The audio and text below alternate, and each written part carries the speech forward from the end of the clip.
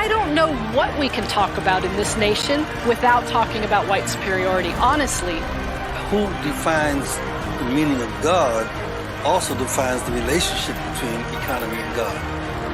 African Americans spent $1.3 trillion last year, making us the 16th wealthiest nation in the world. Why have we not turned those riches into wealth to develop our community?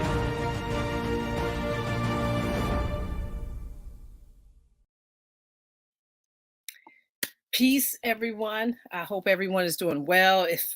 Happy New Year. I feel like I haven't seen you guys in such a long time. I want to just first say I'm so honored to be able to sit down with this legend today. And I'm so happy that you guys are already up in the chat, ready. We're waiting. It's going to be great. Just a little bit of HAPI news. So let's first start off with what is the most pressing thing, which is our trip to Egypt, the One Africa Returning to the Source Conference and Study Tour. So today was the last day. The list is set. Egypt Air, we are there. February, we have 3 groups going. It's going to be fabulous. We will be leaving on February 18th. And then we have some more people coming on the 20th. So it's going to be great. But this is the thing. If you are not coming on the trip, you can still partake. We have a lot of things coming up. We're going to be live streaming the conference, which will be February 25th and 26th. And we'll be sending it actually, maybe in a week or so, you'll get information about how you can get your streaming ticket right now, because it's fabulous. We've added Dr. Joyce King to the mix. So now we have Jabari Ozazi, which will be our host. And on this beautiful panel, we have Dr. Bayina Bello, Dr. Rosalind Jeffries, Dr. Vera Nobles, Dr. Solange Ashby, Dr. Leonard Jeffries, Professor James Small, Infudishi Juhuti Miss, Dr. Theopil Abanga, Anthony Browder, Asar Imhotep, and I believe that's it. I believe I got all of them. And Dr. Joyce King is joining us.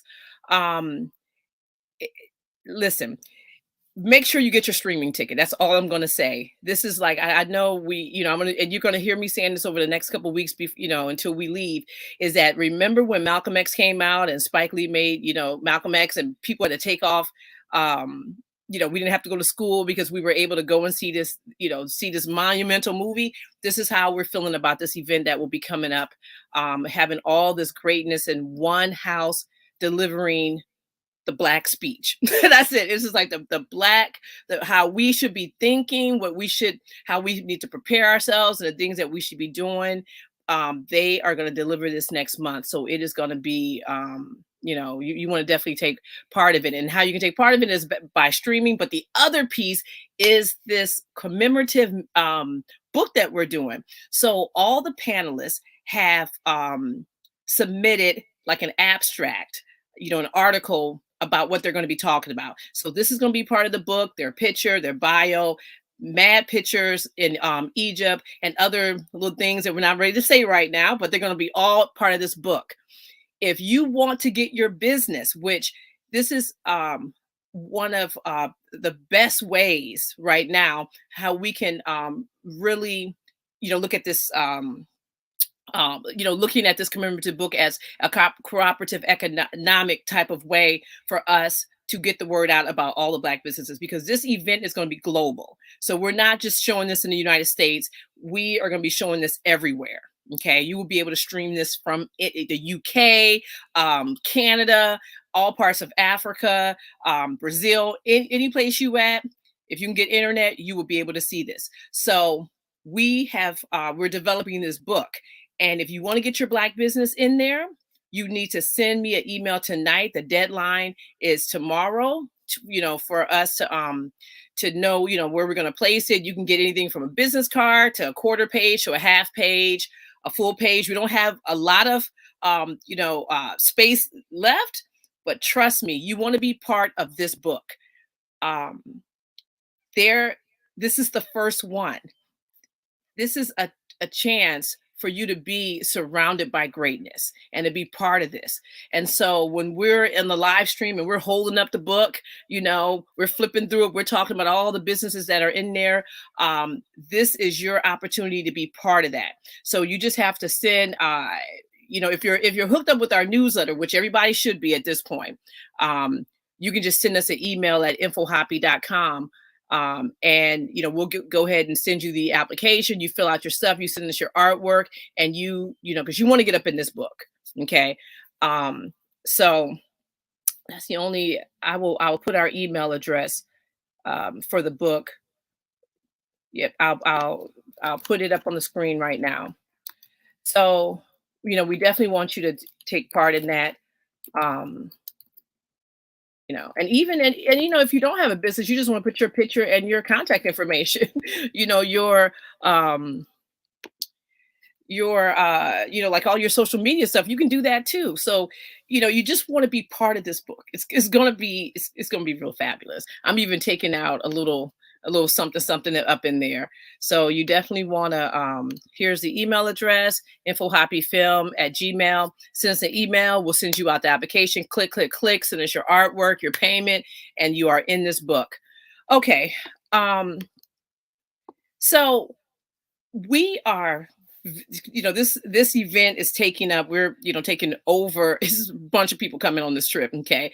So HAPI Talks, we will be launching like a new and improved HAPI Talks in the springtime, equinox.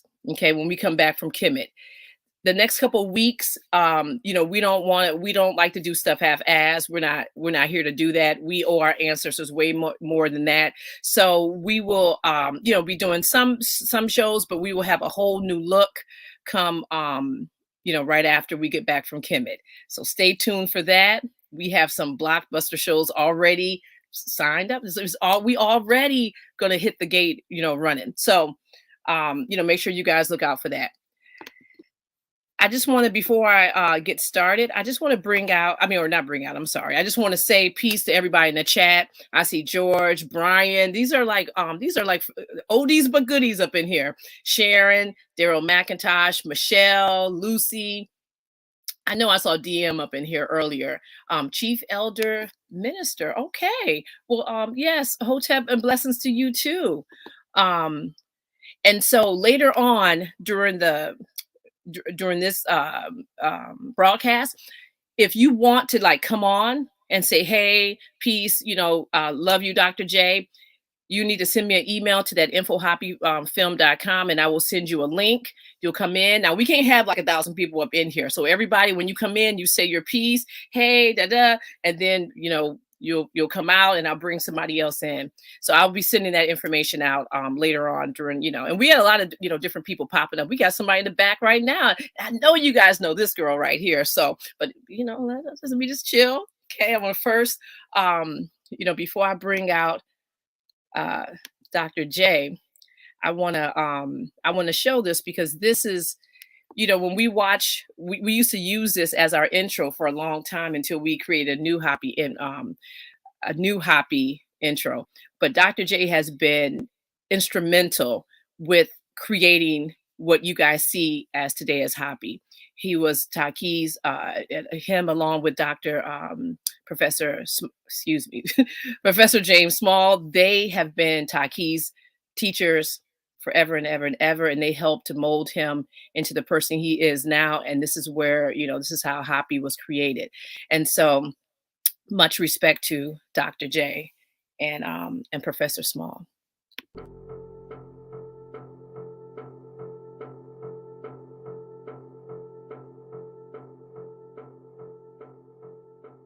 So we have to have our own narrative of what history has been and what history is and what history can be used for. As Dr. Clark, our great scholar, said it best, history can be our clock to tell us where we come from, what time it is, and where we need to go. History can be a compass for us to let us know what we have to do and what we haven't done, so that we have to make sure that we don't build our narrative of socialization, how we get our values, and acculturation, how we fit into society, based upon the lies of European superiority and African inferiority. But we have to understand that we have suffered through a process of dehumanization, but our resilience and our strength has allowed us to rise. And we can say, as Maya Angelou said, "And still I rise." And African symbols of rebirth and resurrection, even after death and destruction, show that the Africans built into their culture a consciousness that out of death and destruction can come new life. And this is what is the lesson of HAPI, that there is resilience in the ecological systems of the earth, there's resilience in the human family on earth, and there's resilience in the mysteries of the universe and the divine order of the universe that is not fully understood. But it all represents a chance to bring out of death and destruction new life, and to do as the Africans understood they were doing, build for eternity.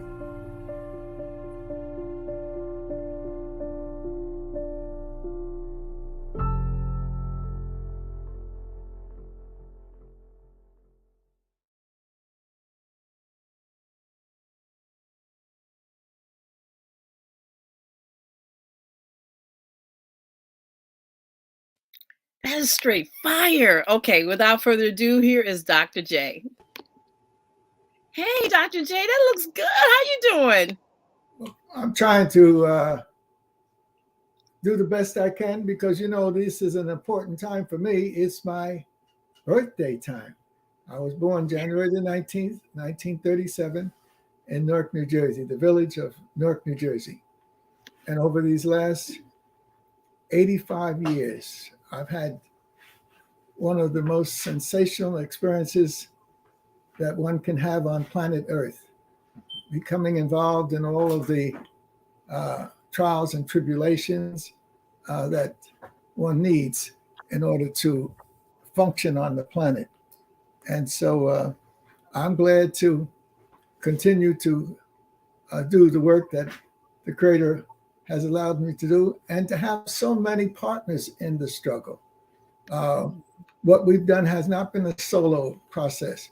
It has not been just a great family couple. My wife and I, we've been together for 50 something years. And so it has been a marvelous experience. But what we've been through and what we are hoping to do and continue to do is an enormity that's not limited to a couple. It's not limited to an extended family. It's not limited to a degree from one of these so-called great European institutions. But the wealth of knowledge that has come out of the flow of relationships produced by some people who didn't have degrees. Dr. John Henry Clark was not worried about degrees. His mentor, John Jackson, did not have degrees, but he had the knowledge, he had the research ability. In fact, I have most of what we're talking about is in publications already. This is a work by Dr. Clark's mentor, who had publications like the Introduction to African Civilization, Man, God, and Civilization, but he did not have a PhD from Yale or Columbia University like myself, but he had done the serious work. And this particular volume is a revision of his Introduction to African Civilization, and he was working with a great brother who was a part of the Harlem History Club, Willis Huggins. These brothers are for Dr. John Henry Clark, they were his foundation.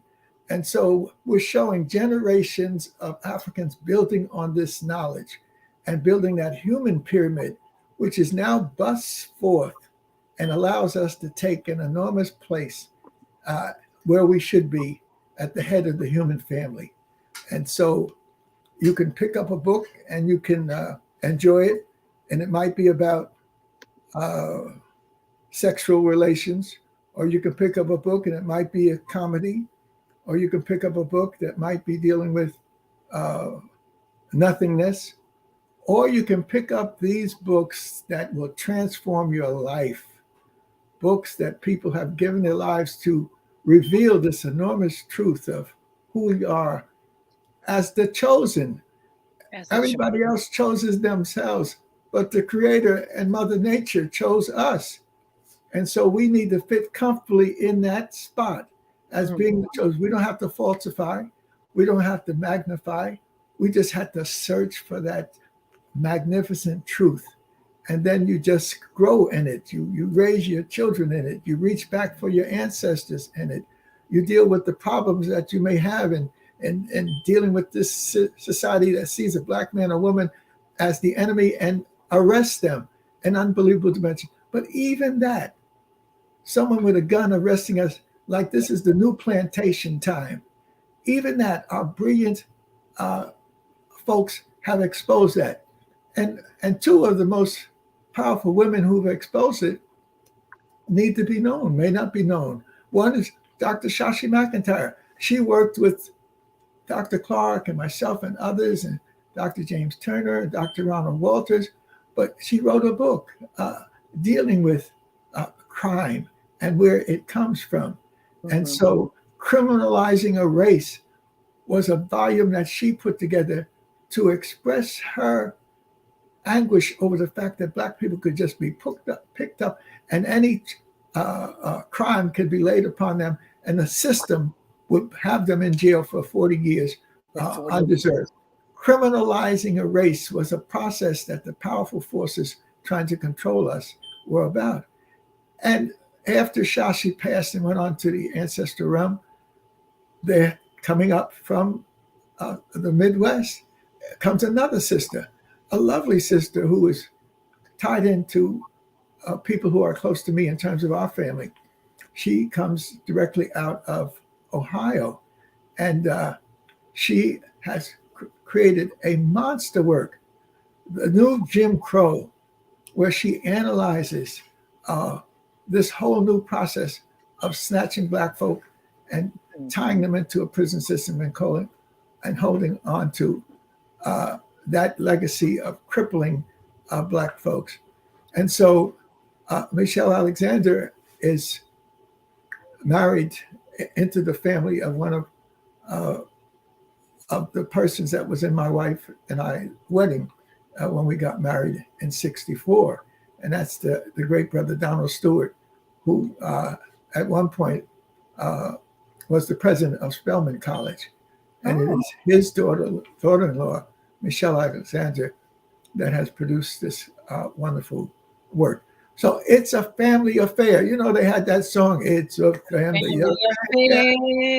We're swaying back and forth, but it is really a family affair when it comes to living and building and sustaining and maintaining and revitalizing. Absolutely. Yeah. So speaking of family, we have a sister backstage. I'm gonna bring her in. And she wanted to just wish you a little something, something. Okay. Yay! And listen, family, if you guys are not up on Dr. Maat's social media, I don't know what you're doing with your life. Okay, because that IG, she is tearing it up. She posted something yesterday about Dr. From Nana Patricia Newton that was beautiful. So you guys have got to get onto her, and she'll tell you all, how to get a hold of her and everything. But welcome to the show, and say what you got to say, girl. Well, I just want to say peace and love to you, my sister, Sister Felicia, and Hotep, my aunt Hotep, to you, Dr. Leonard Jeffries, Nana, Dr. Leonard Jeffries. Hey. Ashe. I wanted to come in and wish you a happy 85th birthday, Earth Day, and to also, Okanini, thank you for all of your hard work and dedication to liberating the minds of our people. Because of you and your endeavors, and along with other folks, because of you, we're able to go and to get a degree in African American studies and Africana studies, because you laid the foundation for us. And so I thank you from the bottom of my heart. I wish you many, many, many more Earth Days. Baba, Dr. Leonard Jeffries. Thank you very much. Thank you. Madasi in the Akan language in Ghana, one of the major cultural dynamics. Madasi, Madasi P. Many thanks, many thanks. And we've been blessed as a family, and we've used Ghana as one of our important bases, meaning to build on, because we were so welcomed. People are so gracious in Ghana and other parts of Africa to welcoming in the African from the New World, so-called, from the Caribbean and from South America, from the islands, and as well as from continental United States. So that we need to enjoy not just a birthday, but for me, it's going to be a celebration for the whole year, as long as I have here. That's right. And it will be a celebration of an enormous life experience. And so, and you have to give thanks to those who helped you along the way. And before I forget anything else, a young man called Taki was able to give me an enormous life experience. Now, I've had one of the most fabulous lives on the planet. And but my wife is saying now, I can just see her saying, but it ain't been easy. It may have been, but it's been rough. And we've had to go up some mountains and do battle, and then come down on the other side and do battle. But Brother Haki, as a young man, was able to take me not just to a trip to Kemet, but he was able to take me beyond the pyramids, beyond the temples, beyond the great works along the Nile.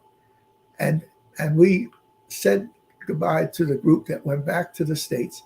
And then he took me with his family on into Nubia, into the Sudan.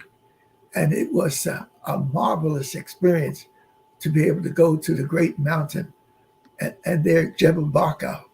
And there it was. You read about it, you see it in pictures, but here you are now with it. You're in it. You are. I told, make sure you take some pictures. People won't believe this. I'm standing at the great altar, and the altar is as tall as me and our Sudanese brother Rusty. In other words, and then the altar, the procession to the altar is filled with the symbols of the Nile, the lion, and then at the top, and Taki was able to go up to the top, and then calling down to me, and then somehow I think I got halfway up to the top as well. But to be able to go into not just Egypt and the pyramids, but in Nubia, Egypt may have had many pyramids, and certainly the great pyramids. No buildings in the world can be comparable to that. But in Nubia, they took the pyramid and used it as a processing of life and death. And there are 350 or so pyramids in Nubia on a smaller range, but the same principle of the polarity, the same principle of life and death, the same principle of spiritual and material is represented. So instead of having a monumental pyramid like the Giza Plateau pyramids, where you have the three great pyramids and some other ones, you had pyramid villages. Oh my goodness, it was just, my heart is throbbing now just to see walking through these pyramid villages and then going down in them and seeing one collapsed, and that was the Great Pyramid that our brother built too fast because he wanted to copy the Great Pyramids in Giza. And so you have the collapsed pyramid of one of the great Nubian pharaohs. And this is one of the heaviest books I got in my library. We've got thousands of books here, but this is one of the heaviest physically. I mean, I'm feeling it now. This is one of the great works of the Nubian peoples in the southern part and the part of the Nile that is in the Sudan. And then here you have the dig of people digging to find out what the history is all about. and expose it to the world. But this represents our brother Tony Browder and his team that has been for several years digging in the Nile with a legitimate uncovering of our truth. And so that when we get the power of the vision and the strength of the Tony Browders hooked up with the mind of the great African scholars like Dr. Sheikh Anta Diop, and then with what our ancestors left as a part of the great legacy. And then the last time Tony had a chance, our brother, to show some of his work on the TV screen, I mean, he went, it looked like for miles. He's been digging, and there are the vision of ancient Africans coming right to us. And this brother from DC, that's where he has his base, but he's global. He's global, and the great thing is he has these powers to read the rocks and the bricks and the stone structures. Yes. They speak to him, and so to be able to travel with him and his team and the people he's worked with for years, and to see this enormous legacy of our people. Hey, you got to be happy, not just HAPI, but you got to be HAPPY or IDI or whatever. You got to feel good about yourself and about your ancestors and what they've done and what they continue to do, and inspiring you and others. Absolutely, Dr. Jeffries. And I'm glad that you mentioned Baba Anthony T. Browder. I had the pleasure of going to Kemet with him on December the 16th. I was there with him from December the 16th to December the 25th on his Sacred Landscape of Egypt tour. And we had an opportunity to go to the site that he's excavating. He's excavated the tomb of Karak Amun. Yes. And so we were able to go down into the tomb and to look at what he's doing. So Baba Anthony T. Browder is doing some wonderful work. And so we just have to continue to support him by, purchasing his books, traveling, on his tour, his study tours, and also donating. Please donate to his website. Yeah, he has a website. I believe it's called ikg.org or .com or it's ikg dash something. We'll get it. Okay, we have to make sure. Amazon, but the other piece that everyone can do is just go into their Amazon account and sign in to Smile. And if you go into his website, he can take you through it. So every time you buy something from Amazon, a portion of it goes to the Asa Hillier Foundation.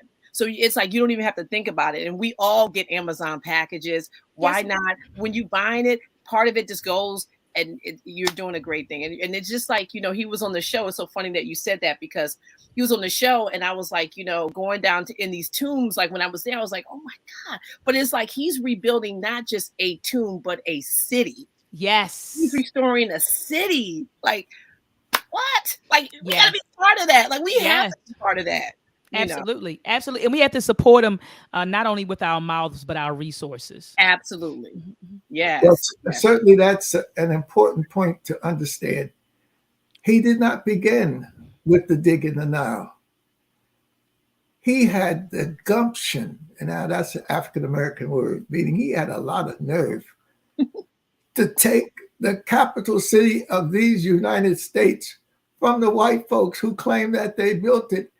And he clearly stated that this is a design stolen. This is a stolen legacy. The Washington Monument had nothing to do with Washington.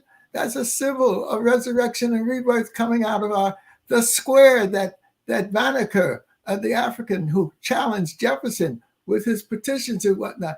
Banneker had outlined a 10-mile square in the tradition of the Nile. The temples that they have. Tony will take you, Anthony Browder will take you on a trip, and he knows every rock. I mean, he took me, and I'm supposed to be the scholar who's got the PhD and the masters and all those stuff, but he took me and he took down the libraries of Congress. You got 3 buildings of the libraries of Congress, and he has done an analysis of all 3 and the symbols on the building. So you got to watch him. He's dangerous. He's got his his knowledge and his machine at work. And so we need to probably put not some money in his hand. We need that, but we may have to put some protection. We may have to get him a stream of bodyguards because he is dangerous with this knowledge, but he's not reckless with it. It's all part of a plan. And he's working with some of our great ones like Dr. Francis Cresswellsing and Segment, Dr. Pat Newton, and the whole host. Yes. Oh, yes, he goodness. has. Yes, he has. Yeah. So Tony is, just one of those specials, but a special person. We had a chance to go with him to Ethiopia, and there was a conference that was very important. His presentation was so strong, I guess the people were stunned. And I was at the head table, and I had to say, you have heard one of the great presentations that you'll ever hear in your life. And here are all these big wigs, and I'm saying, you need to stand up and give this brother a standing ovation. And they shook that stunness off, and they got up and they gave him a standing ovation in his presentations in Ethiopia. So we have to understand that we have this power, and we need to use it properly and build it and use it to build our process for eternity. So these young babies that are in the womb, and these young babies that are in our cribs and in our homes, we need to prepare a way for them. The public school systems and these universities are not designed to develop our young people. They're designed to cripple them. I mean, I've been to, my wife is Yale University PhD, NYU master's. I have the master's from Columbia University, PhD from Columbia University, and studied in Europe, not in English, but in French. Je parle très bien français, presque comme français. En effet, mes études de doctorat étaient faites dans la langue française. So I've had a chance to go overseas and deal with the real white folks, not these phony ones that have come up out of the Americans, the Trumps and the rest of the. You're talking about real white folks who actually spread the knowledge to us that were there. Now, us that were there in the classes in Switzerland, you're talking about a lonely Black man out of 250 students in one of the big conference rooms. The only Black person is myself. And I was there for a year and a half, and I was the first American, white or Black, to pass the exams. You hear what I'm saying?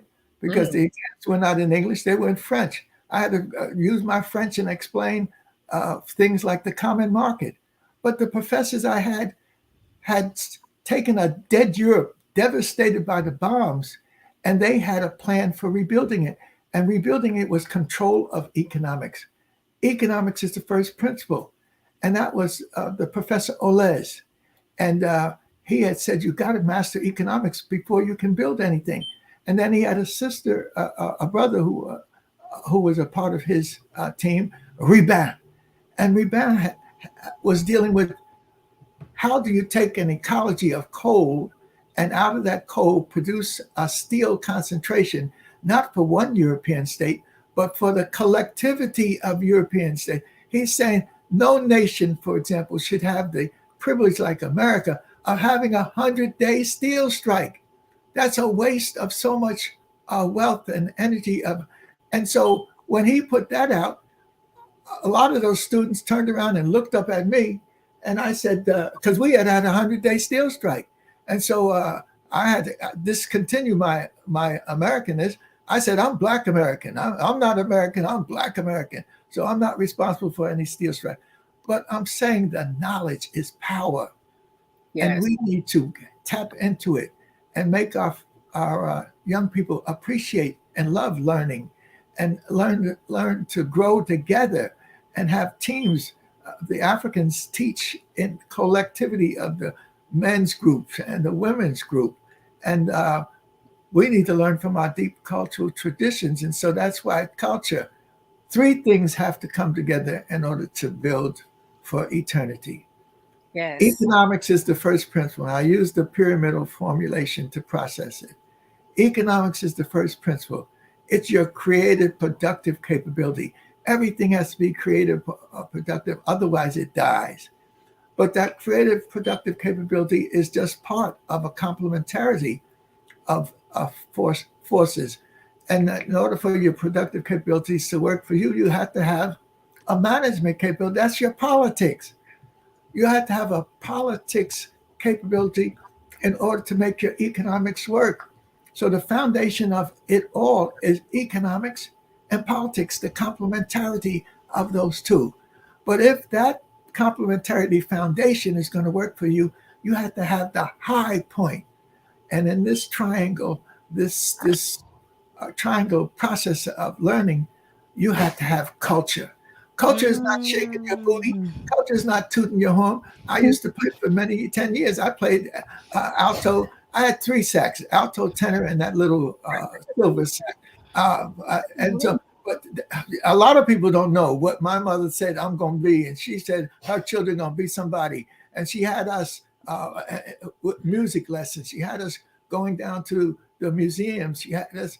It's the mothers who had the babies right in their hands and in their next to their breasts and in their reach. It's the mothers that plant these seeds.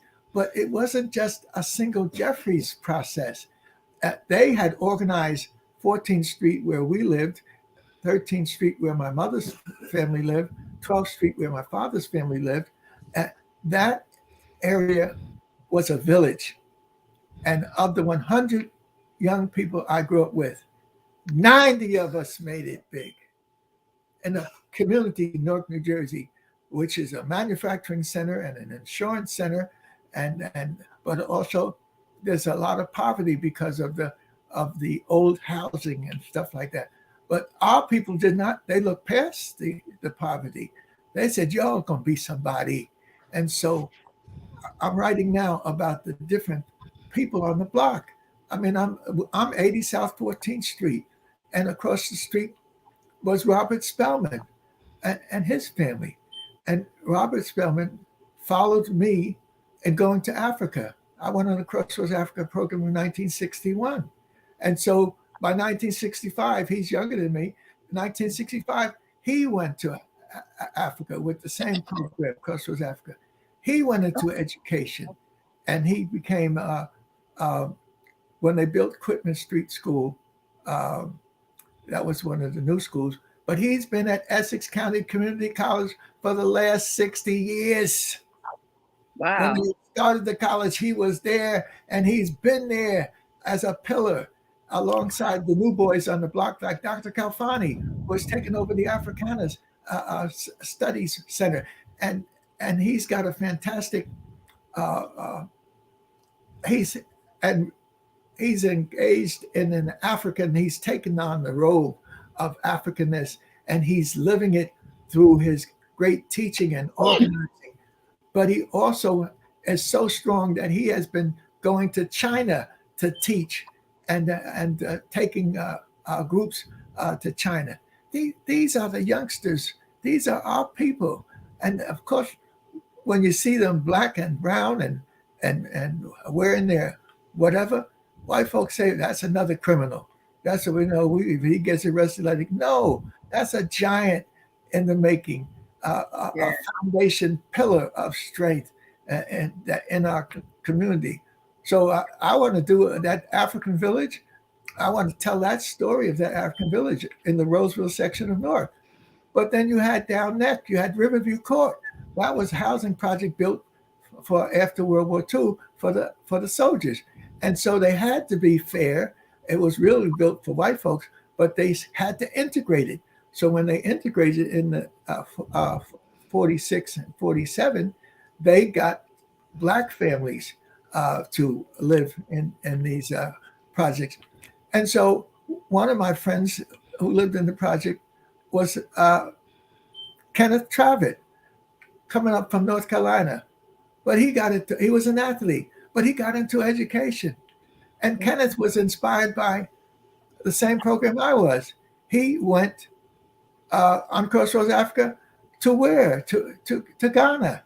And they built a schoolhouse in a village called Mpestedwazi, So here are these Norkers who have grabbed a hold of Africa and are sharing it. And to the extent that Pennington Court, another one of the housing projects, and who was there? Our brother Tucker, Donald Tucker, was one of the young people growing up in Pennington Court. Donald Tucker got his African garb on to such an extent that he took national leaders to Africa in the city exchange program. We took 29 leaders, the leaders of the American black mayor groups went, and he took the city council, and then he had me as the guide. So these are things that people could. This is a brother from the Pennington Court projects. Kenny Calvert was from the Riverview Court, and then Amiri Baraka. He did not. He was in the central part of Newark. He did not. But again, what did he do? He became one of the giants in terms of education, in terms of literature, in terms of transformation. He moved from what was a rough neighborhood into creating on the hill at the juncture of 3 or 4 of the major streets, Springfield Avenue, Jones Street, and whatnot. He built Spirit House. So he took his village learning, and he was a poet in the village, but he got the African, I call it the African Holy Ghost. And, well, you know what, Dr. J, we got more people that want to chat with you. Hey. And I think we got the African Holy Ghost too. Hey. But I know Dr. Mott, she has to roll right now. Okay. But yes, indeed. Yeah, we have but thank you. But thank you so much, Queen, for allowing me to come on the platform to wish Dr. Leonard Jeffries a happy birthday. Doc, I wish you many, many more. Yes. We love you. We appreciate you. We adore you. Okay. And so we thank you for all that you've done. So peace and love, family. Peace and love. Yeah, you know, and Felicia, just to continue with Amiri Baraka, who became one of the great fighters for Africanness and that African national leadership when they had the Gary Conference. And but his son, is the mayor of his hometown. And he's no joke. Ross Baraka? Yes, serious. Yeah. Serious. Yeah. Yes. Okay, so listen, we have so now this gentleman, we were coming to Detroit, and we're just like, hey, we're coming to Detroit. We were, broadcasting everywhere, and this brother, literally started emailing us. And we met him. Actually, he started texting me because we met him at the International African Street Festival here in New York. He brought himself and his wife and his 4 kids to this festival. They drove down from Detroit. And so we already, we were connecting. And when he heard we were coming to Detroit, he's like, what do y'all need? He came out there. He got Dr. J from the airport. He was like, I'm about it. And so I want to bring him on. He's going to say a few words. Is Imhotep from Detroit. What's up? How you doing? I'm doing fine. I'm doing fabulous. Happy birthday, Dr. J. Hey, it's any day above ground is a happy birthday. But even when I'm in the ground, I'm gonna start doing some fabulous things also. But yes, you're gonna be cutting up. You know what, Dr. J? I bet you're gonna be cutting up. Man, I can just see it now. Because you're like you're a little jokester too. I can't help it. It's in the genes. but I had a chance. The experience in Detroit was wonderful. And it was doubly wonderful because it's the first time, we had stopped flying because of these diseases and so the viruses. But I was able to get a nice seat and a window seat.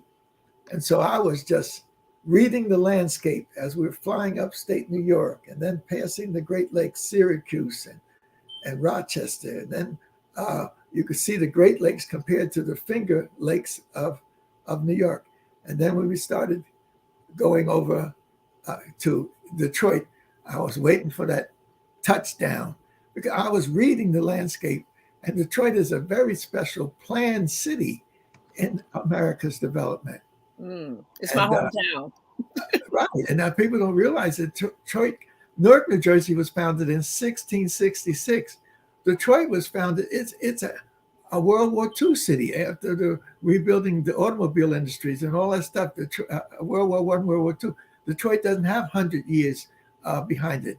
Neither does Cleveland. These are cities that come with the automobile industry and the tire industry, Firestone and whatnot.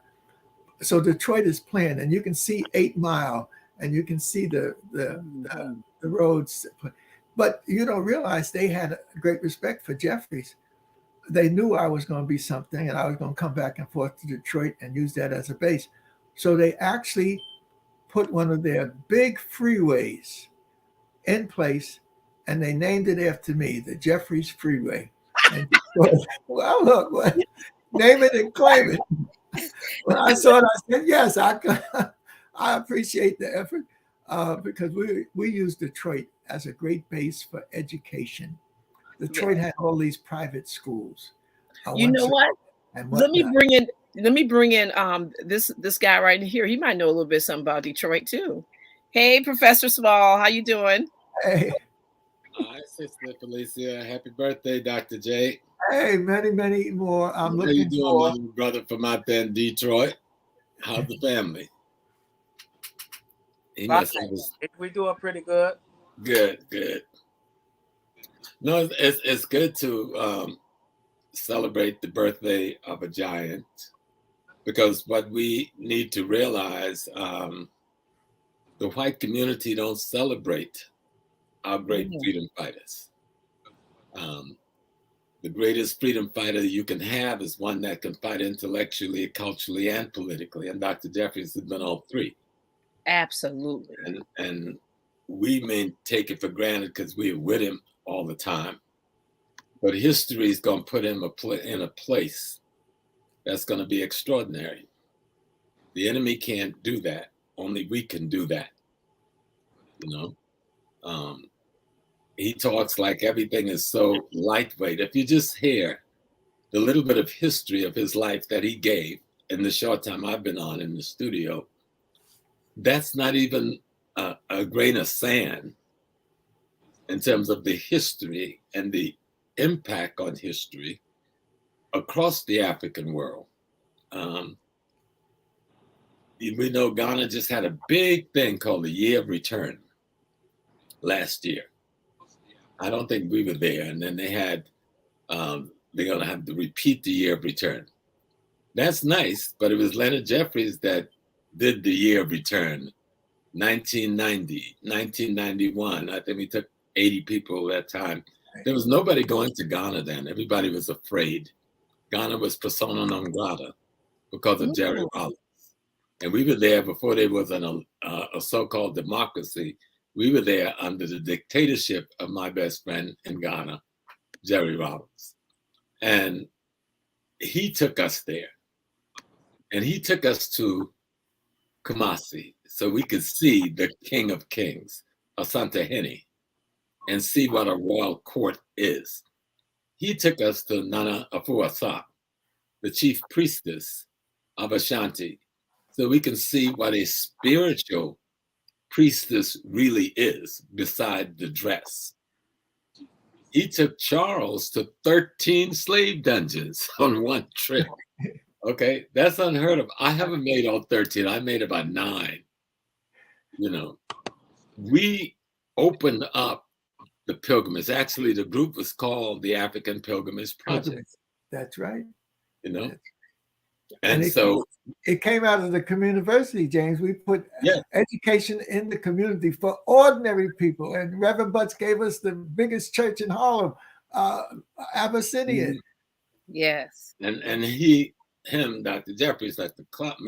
Ben, Dr. Clark, and others, was teaching one of the most fantastic class and courses in the history of the Harlem community in the basement of Abyssinia Church. Not one day, for how long? Years. For a year. It was a 50-week.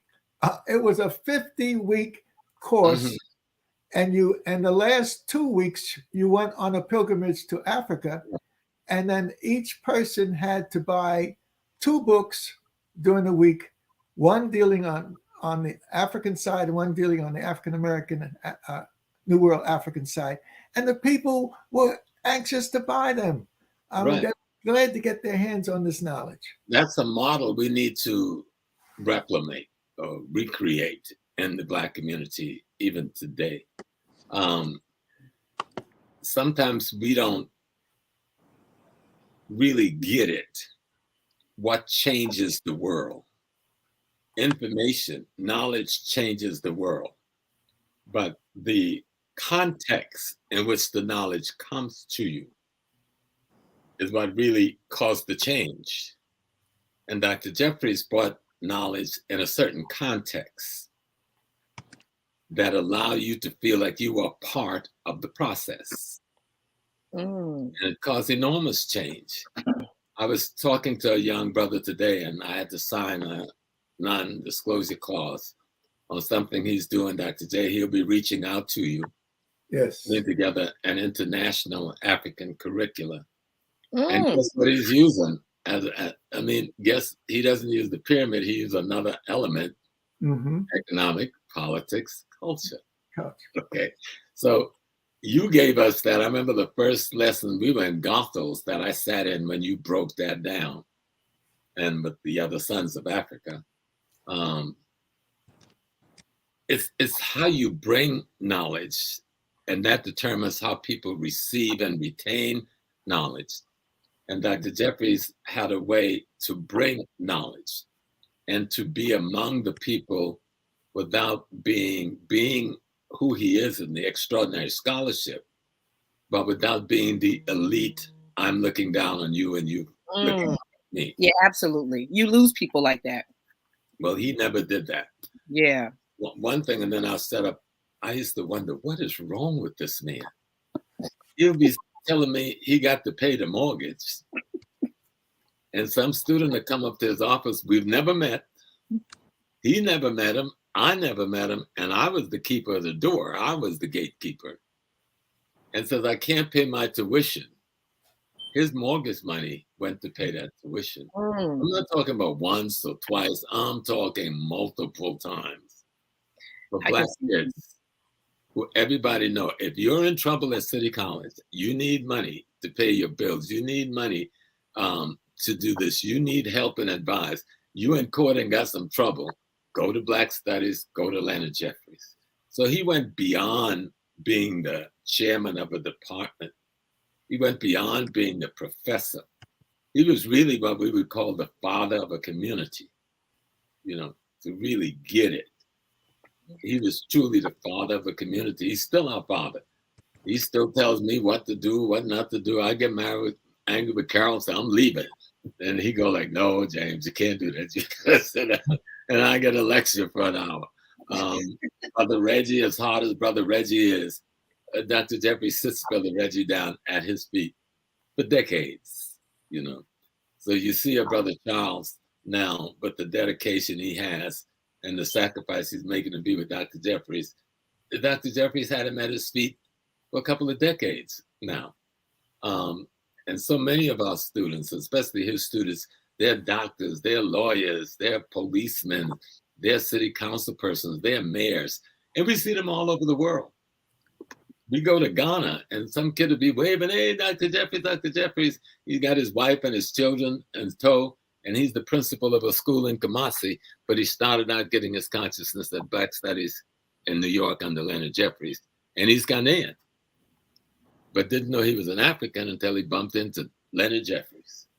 Didn't know you was African. That's what's up. Yeah. So see, the concept of, even when he wanted to change the name of Black Studies to Africana Studies, some of the Blackest professors in the department was objecting because they were Black, but they had not become Africans. And the Jeffries was always on the African side of the slate. And people got it. And the white community feared it because they understood what that meant. Yeah. Yeah. When the war was declared against him, they always was at war with him. Let's get that part straight. Mm-hmm. And they opposed that war in the most vicious way. was with the curriculum of inclusion. It got to be called a curriculum of inclusion. When it started out, that was what it was. They were writing multiple curriculums of the ethnic nations in America. He was writing the African American and the African piece of it. Someone was doing the Native American piece of it. Someone was doing the Hispanic piece of it, and so forth. But the only one they feared was the Africana one. And so to stop that curriculum from becoming law in the state of New York is why the attack of anti-Semitism was launched against Dr. Jeffries. It had nothing to do with anti-Semitism. It was the only weapon they could come up with that was ambiguous enough. And they had power enough in the media to destroy one of the most powerful curricular thrusts, probably in America, because had this become state law in New York, it would have boomeranged across the country. So when you see a soldier that can fight like that, all that he got with the PhD and the master's degree and studying abroad and at Columbia, he could have gone and him and Sister Roz could have sit down and had the good life. I mean, really had the good life. He would have been at the top of the food chain because of who he was and what he knew. And he brought all of that back to Black folks and never regretted it. I've never heard him regret it ever. When you have that kind of opportunity, and then you come back home to your people and say, okay, I went out there, I got this, now let's do what we got to do. And never look back. And still doing it today. And still doing it. Dr. Jeffries, I got to pay something over at the hotel in Africa. He could be broke as Job Turkey. You know what I'm saying? You'll come over as Felicia, and say, Dr. J, I'm going to give you this in your hand. The next hand will be to me put in a hotel in Africa. And never think about it. Absolutely. You know what? I was thinking about this, but it isn't just what he does physically. Yeah. He does that with knowledge. He does that with advisement. He will be advising you and you don't even know you're getting advised, you know? And he can criticize you too. And you don't even know you're getting criticized until after you walk away and think about it and go like, okay, that makes sense. But we're talking about African humanity in play. I knew his father. He acts a lot like his father, you know, the joking and stuff that he does. I mean, he's used to that, you know. Yeah, he's a jokester. Yeah, and we would go to his father's house, and me and all of my children, because he was the grandfather for all those children. He watched them come from Carroll and grow up and grow up and grow up. And it'd be me and him and all of my kids. Carroll would be off to school somewhere at his father's house with his ice cream and his cake and his cookies. He used as an excuse. Yes. But he's always been family. He's always been out there bringing his family together. He's always been maintaining that family, no matter what their situation was, how far left they went, how far right they was. He kept them tied in a knot as the families, as the Jeffries. So, and the important thing, James, that people need to realize, we were doing that with our people, but the Africans were doing it with us. Big Africans. You're talking about the chief priestess, that the golden stool does not move without her, with her flywhist, Nana Afuasa. And that the king is not the king until he is properly installed. And so there is a gentleman who's in charge of making sure this is the right choice of the king. Now, those people have been here in this house. They've sat on that couch. And Bafo, who decides what happens with he was involved in 4 kings being installed. 2 he did by himself, 2 he did with his father. But he sat there, and James remembers, he had told me that in a parable, he didn't say, no, you know, you're doing something wrong. He sat back comfortably and said, you know, the great king and I and our entourage, we went to Westminster, to the biggest English important place, and we were going to be honored at a banquet. And he said, when I went in with the king and the entourage, and we looked in front of us, he said, I had to stop and tell the king, please hold it. We have to straighten this out. And what he was saying was, In front of him was the banquet table laid out by the English royalty and the biggest predator colonialists, the English. And he said, we can't go further. He's looking at kente cloth spread out over a table for dinner. He said, you do not dine on kente cloth. Kente cloth is worn, and it's designed to be such a way that it's a spiritual thing. So absolutely. Unfortunately, the king and I had to turn around and walk out of this English pageantry. I mean, but what he was telling me was, pick up this lesson I'm giving you, and that beautiful kente cloth that you have hanging in front of me on this wall here, he said, take it down. I mean, he didn't even have to say it. That cloth came down. No kente cloth. There's, all over this place, you got African art. I got it in my chest upstairs right now. That's right. And so these are the things that we have. Years old. And so we are into a deep cultural dynamic that can help save our community. And it's not shaking your booty. It's not rap, dap, dap, dap, dap, Motown. All that's a temporary entertainment. We're talking about deep, deep traditions. And we actually brought, James had a major factor.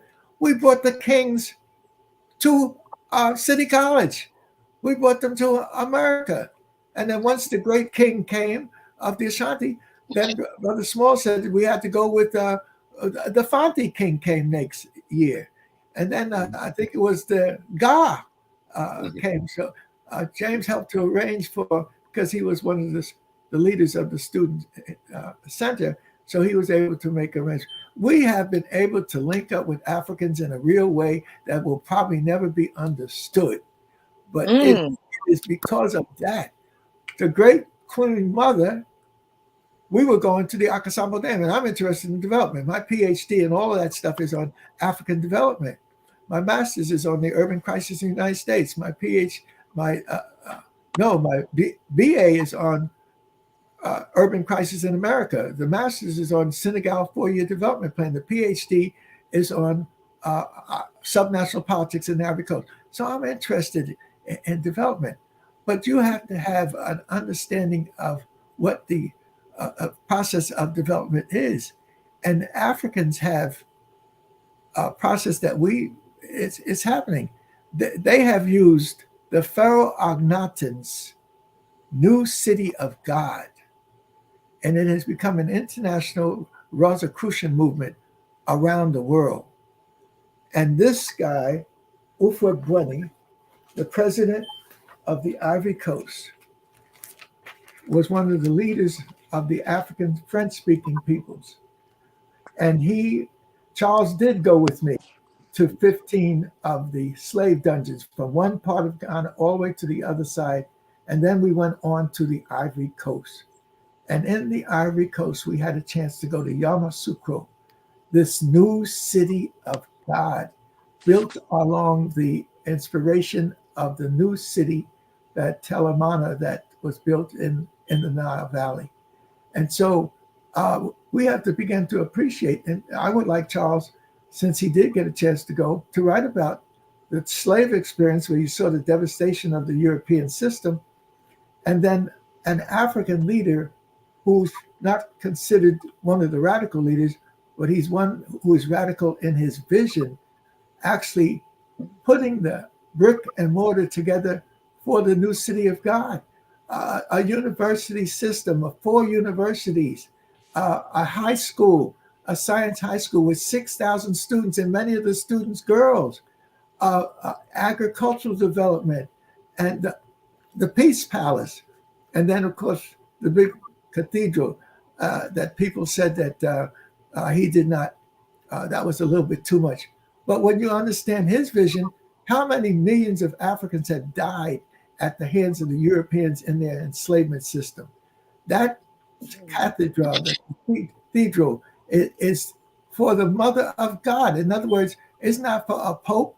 It's built a peace palace for the Mother of the universe. So he had his own vision and whatnot. So we've been a part of this process, and we need to share it as best we can. And, yeah. Yes. So, Let me just family. one Oh. other piece to the Santa Heni, because it's important. Most people don't know that piece. When we first heard that Santa Heni was coming to America, the King of Kings, me and Dr. Jeffries were discussing, because there was the exhibit at the museum. I think Charles mentioned it the other night. Was called the Mountain of Gold, and the British had all of this gold they stole from Africa on display at this museum. Now, Dr. Jeffries and Dr. Clark had been very critical of the museum. Was that of natural history or metropolitan? The natural history. When they had the King Tut exhibit there, and Dr. Jeffries and Dr. Clark and Dr. Ben had to beat up on them. So they had it in for Dr. Jeffries, because he was the eloquent young scholar. Dr. Ben and Dr. Clark was the serious elder scholar. So something occurred when we heard that this king is coming. And, me, and that was my kind of foolish militancy days.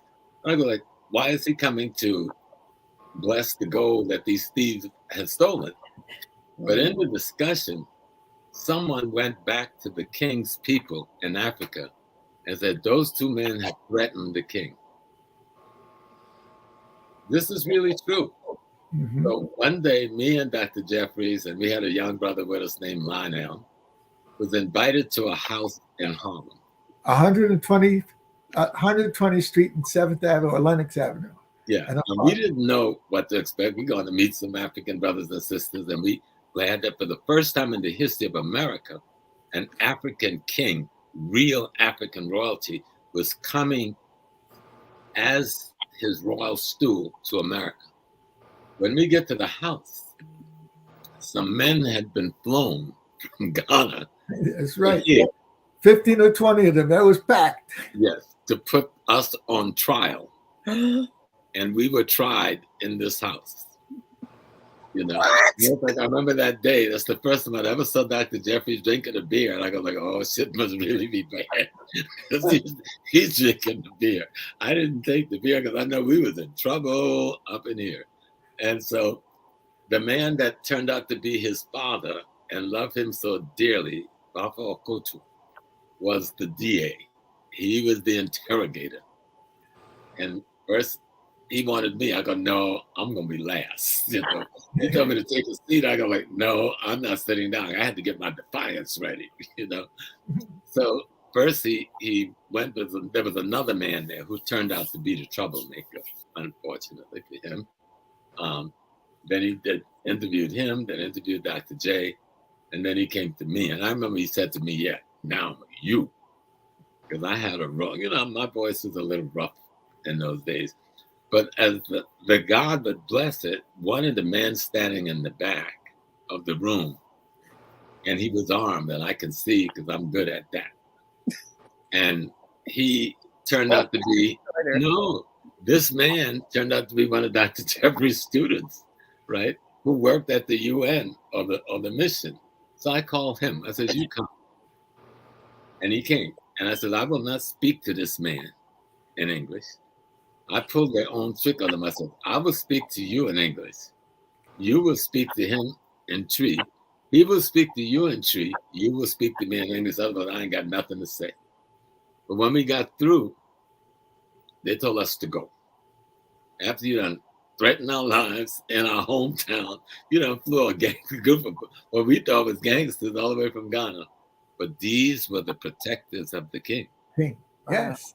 And this friend of ours from Harlem, Parvina Brown, married to an Ashanti woman, when he heard about the exhibit coming to the museum, he said, that's enough. They had it in England. Now they're going to have it in America. We should stop it. I know the person that can stop it. So he kept opening up his big mouth and said that Jeffries will stop it. And so you can't. And so that means a threat to the king. And so they actually sent, they put us on trial. And Okay, wait. I want you guys to finish this story, but I gotta, because people see, this is what I'm saying. Family, please contribute to Dr. J's Cash App. These stories right here are priceless. These two gentlemen have worked their entire lives for us in ways that we will never even, understand. But hopefully we will appreciate and be grateful for them. So please, Dr. J, you're 85, right? Or Well, that's what they say. you're alive at 85. But I've had several renewals of life, so I don't really know how long it is. I should have been out of here a long time ago, but I'm still here. So listen, so like if we were in Detroit, and look, Imhotep knows this. In Detroit, we do the money dance on your birthday. We dance, they pin the money on you. So we on Zoom, we can't do the little money dance, but you guys can hit that Cash App, okay?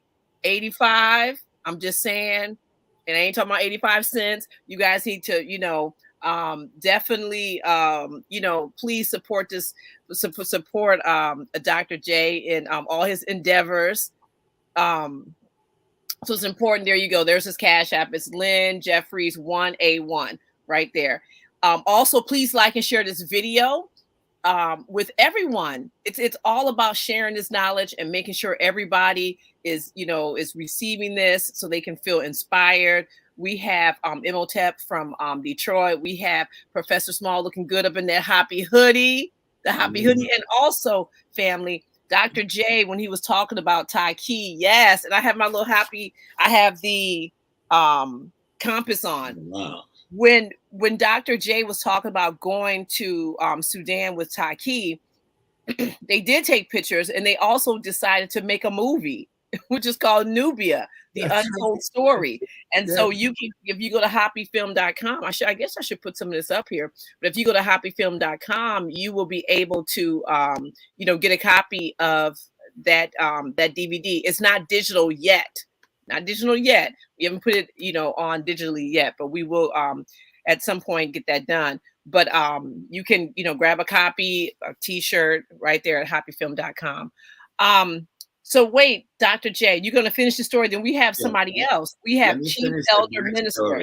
Because the backstory tells why you end up having a Durba for the first time. With Dr. Jeffries leading from our side. We'll explain what the Durba is. Okay. One of the most extraordinary things you ever want to ever be a part of. After they let us go, I wouldn't leave the room because now I'm getting cantankerous. So I go to the old man and he's eating his dinner and I get on my knee and he goes like, get out, go. I told him, I'm not going anywhere, right? Wait, so this is gangsters that you guys think is gangsters? The spirit told me right at that moment, this man is the spirit of the king. So I stayed there and got on my knees and I told him, I know who you are. And he turned to me and goes, and I know who you are. And then he said, now go, let me eat my fufu. The lady ushered me out the door. But the beautiful thing, the next day, Dr. Jeffries, we come downstairs from the NAC building because limousines pulled up with all of these men stepping out in full traditional dress. I'm talking cloth that cost hundreds and hundreds of dollars. And they came to apologize to Dr. Jeffries because they had learned who the culprit was. And it wasn't him. See, I was not important. I was just his security man. That's what they were worried about with me. They go like, that's his hit boy right there. That's his security man. So they came and that friendship evolved. Because the next move me and Dr. Jeffries did, after they go back to Ghana, we go to the big man's house that showed up at his door about 7 o'clock in the morning. We knocking on Papa's door, and the lady come to the door. We told him who we were, because I was kind of like, say, okay, you could roll up on me in my place. I'm rolling up on you in Ghana, right? So gangster, Doctor. You're so gangster, Professor. Dr. J don't drink, but he broke out a bottle of Kabasi, and I thought he thought he could drink me under the table. But I'm a sailor. You can't drink me under the table. But that was the start of one of the most beautiful friendship, fathership, teachership you ever want to see. And then that led to the bringing of the king in a way that no one had ever seen in the history of America. The stadium at City College on the South Campus, well, with the lawn, it was as big as any stadium. And so we created a Durba. That's when the king of the nation and all of his sub-kings and chiefs come out in full African tradition. gold like you have never seen. We could have bought New York with the gold they were wearing. Wow. And with the drumming and the dancing, and the entire Ghana community from Virginia and Maryland and New York and Connecticut showed up along with the African American community. And we then had the blessings of an African king coming to America and owning us as his. And the beautiful thing was also he came with his wife. Yeah. He came with his son. I mean, it was the most unusual thing. It was really, you know, you have to build these relationships, but they read us. If you got some rotten in you and they can't handle it, they'll neutralize you. But we've been able to, because of our strong spirit, to be a part of them. We were going to a trip to the dam, and my wife, we had our group, and we stopped to get gas near the palace in Kumasi, and we wanted to gas up to go see this big industrial development. And a little kid came up to the bus, and said, "Where are you all going?" I said, "Well, we're going to the dam." He said, "No, you can't go to the dam." I said, "What do you mean? This little pipsqueak. What do you mean we can't go to the dam?" He said, "Because there is a big ceremony in the palace and you need to be there." Now, this is amazing for this youngster to realize that we don't need to go. So we had an engagement. So what did we do? Roz and I usually work this thing out. So 15 of us went to the dam to see this great development, one of the greatest developments of any African.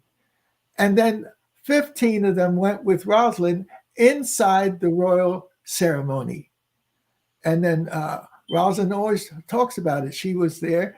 She had her brother and others, and she had a piece of kente cloth that she wrapped around her waist, but it wasn't kente time. It was dealing with the transition into the ancestral realm. And so it's either Kwesi die. And so they come in with the swords and with the drums and this and that. And Rosalind and them are sitting down comfortably. The chief priestess, the one who moves and allows the golden stool, she read Rosalind spiritually. And she sent one of her maidens out among the crowd for Rosalind to come out and to dance. And Rosalind knew the culture enough and felt comfortable enough that Rosalind was out there dancing. That established a relationship with that chief priestess, which was family, heavy family. See, these are the cultural things we don't know. We think shaking your booty is culture. No, that's some exercise. Culture is when the chief priestess of Ashanti can ask Rosalind to come out, and she had the African enough, having been the first of us to go to Africa in 1960 in Nigeria before I met her. I went in 61, and then we met, and we finally got married. But see, we have to understand what culture is, and we don't have a clue. We don't have a real clue. We have to do a study on what real culture is. And if you see that, and Brother Small was not familiar with this. In fact, he was. I think he told me sometimes they can be too strong. They have a process of affirming the king and the leadership. And there are like 16 paramountcies attached to the Ashanti kings. So each paramountcy has a land. So Pat Newton was installed in Agogo. Brother Small, myself, Marcus Garvey, a whole host of my wife, we were installed in Agogo. So that was our paramountcy. And a sister called and she wanted to know, did I have any words for Pat Newton's going up to Agogo? But she didn't realize that we were all installed there. It's something collective, not just for Pat Newton. We need to do something for Nana Sapon to say, we appreciate, brother, what you did to link up with the African Americans. And so explain his role a little bit, Dr. Jeffries, so people know who Nana is. Yeah, and I'm going to bring in Chief Elder Minister. He's waiting backstage to wish you some well wishes. Okay, yes, and what Nana, he's highly educated Ghanaian. He's a lawyer, and he also got into one of the most important paramount seas because that paramount sea, the way it is structured and situated, it protects a certain flank of the Ashanti Kingdom, and so it's in the mountains, and he bonded with us, and schooled Gary Bird and Pat Newton. Pat was not just installed as a Queen Mother, she was installed as a Nana. In other words, so we've had these fantastic educational experience in terms of deep African culture that we need to share as if we can, as we get this whole process started. And yes. You said that there's someone. Yeah, this is we're gonna meet him right here, Chief Elder Minister. Okay, wait, you have to say your whole name. Hotep and Blessing family. Yes. Hotep and Blessing. My heart right now is pumping so much adrenaline. I can't hardly sit in this seat here because I'm amongst our elders that I'm definitely 100% following behind each and every one that's on this panel. Thank you, Felicia, for allowing me this opportunity. I'll be forever in your debt. I have to say this first. Hotep and Blessing, sending out positive energy for healing and spiritual growth and protection to each and every one that's on this panel and around the world. Professor James Smalls, Georgetown is in the house, your hometown, my brother. Leonard Jeffries, Dad. Yes. My mentor. I try to call that brother every month at least one time. And you ain't 85, you 58 years old. And it is not your birthday, it's your Earth Day. Because you only could be born one time. You see what I'm saying? Or happy solar return. I'm not going to be long-winded. But it's just so much of an honor to be in your presence. I mean, honestly, this marking history in the state of South Carolina, because this time around, our ancestors' presence is definitely 100. I hear the African beats through Dr. Leonard Jeffries, Professor Smalls, Imhotep, Happy Talks. It's just a revolution that was overwhelming and overdone waiting. We thank you. I honor you. I honor you. And I promise with all my life energy that I will stay on this front line for our liberation as a great people here in South Carolina. Well, brother, let's add a compliment to that. My partner for life has deep roots in South Carolina. Rosalind Robinson Jeffries has deep roots in South Carolina. So with Brother Small, South Carolina, my wife, South Carolina, and me hooking up with my little Virginia connection, and that's the victory, brother. That shows we're on a victorious path. We're trying to deal with what the Creator allowed us to do, to be, not programmed like white folks have programmed us, but to be African, to be the best that we can be. And so we want to give thanks. I appreciate you and your work, and continue. And we're all going to try to carve out something new for the new period. And we need it now with the Trump madness going crazy. Even white folks who we thought had good sense is going crazy. But so we have to firm up that African Holy Ghost, or that African spirituality, even more than ever, to allow us to continue our great move through history. I say. Well, thank you. Thank you. All right, that's what's up. All right. Okay, so I'm going to we got some more people lined up. So thank you so much for signing in, Chief Elder Minister. All right, peace. All right, fam. If you want to, get down, to hit us at info.hapifilm.com. Listen, you guys, I'm going to put up Dr. Jeffries' Cash App again. And like I said, let's do the Money Detroit dance. I don't know what's going on right here. We got to, make sure we are supporting this this elder. It's like he's like everything. And Professor Small, somebody said something in the chat, and I was rolling. They said because I said that you were a gangster, like you don't mess around. You're like the man with 1,200 like personalities and faces, and I think that's what makes you so so just like cool as hell. But right there, they said Baba Small looked like he's one of those OGs. You don't want to get on their bad side. Absolutely not. Like, absolutely not. You don't want to get on his bad side. Dr. Jeffries has a knack of picking people. If you look at the Sons of Africa, when those people came after him, those brothers, the Reggie, the Ricky, the Charles, my son Malik, they rolled with him around the country. The people were so afraid of them and him. When he was going to speak at Harvard, I don't know where they got my phone number, but somebody must have known he's the leader. I wasn't the leader. So I get a call from the head of security at Harvard University. What? Professor Small, we need to speak to you. Dr. Jeffries is coming up next week, and we would like for him to leave the Sons of Africa at home.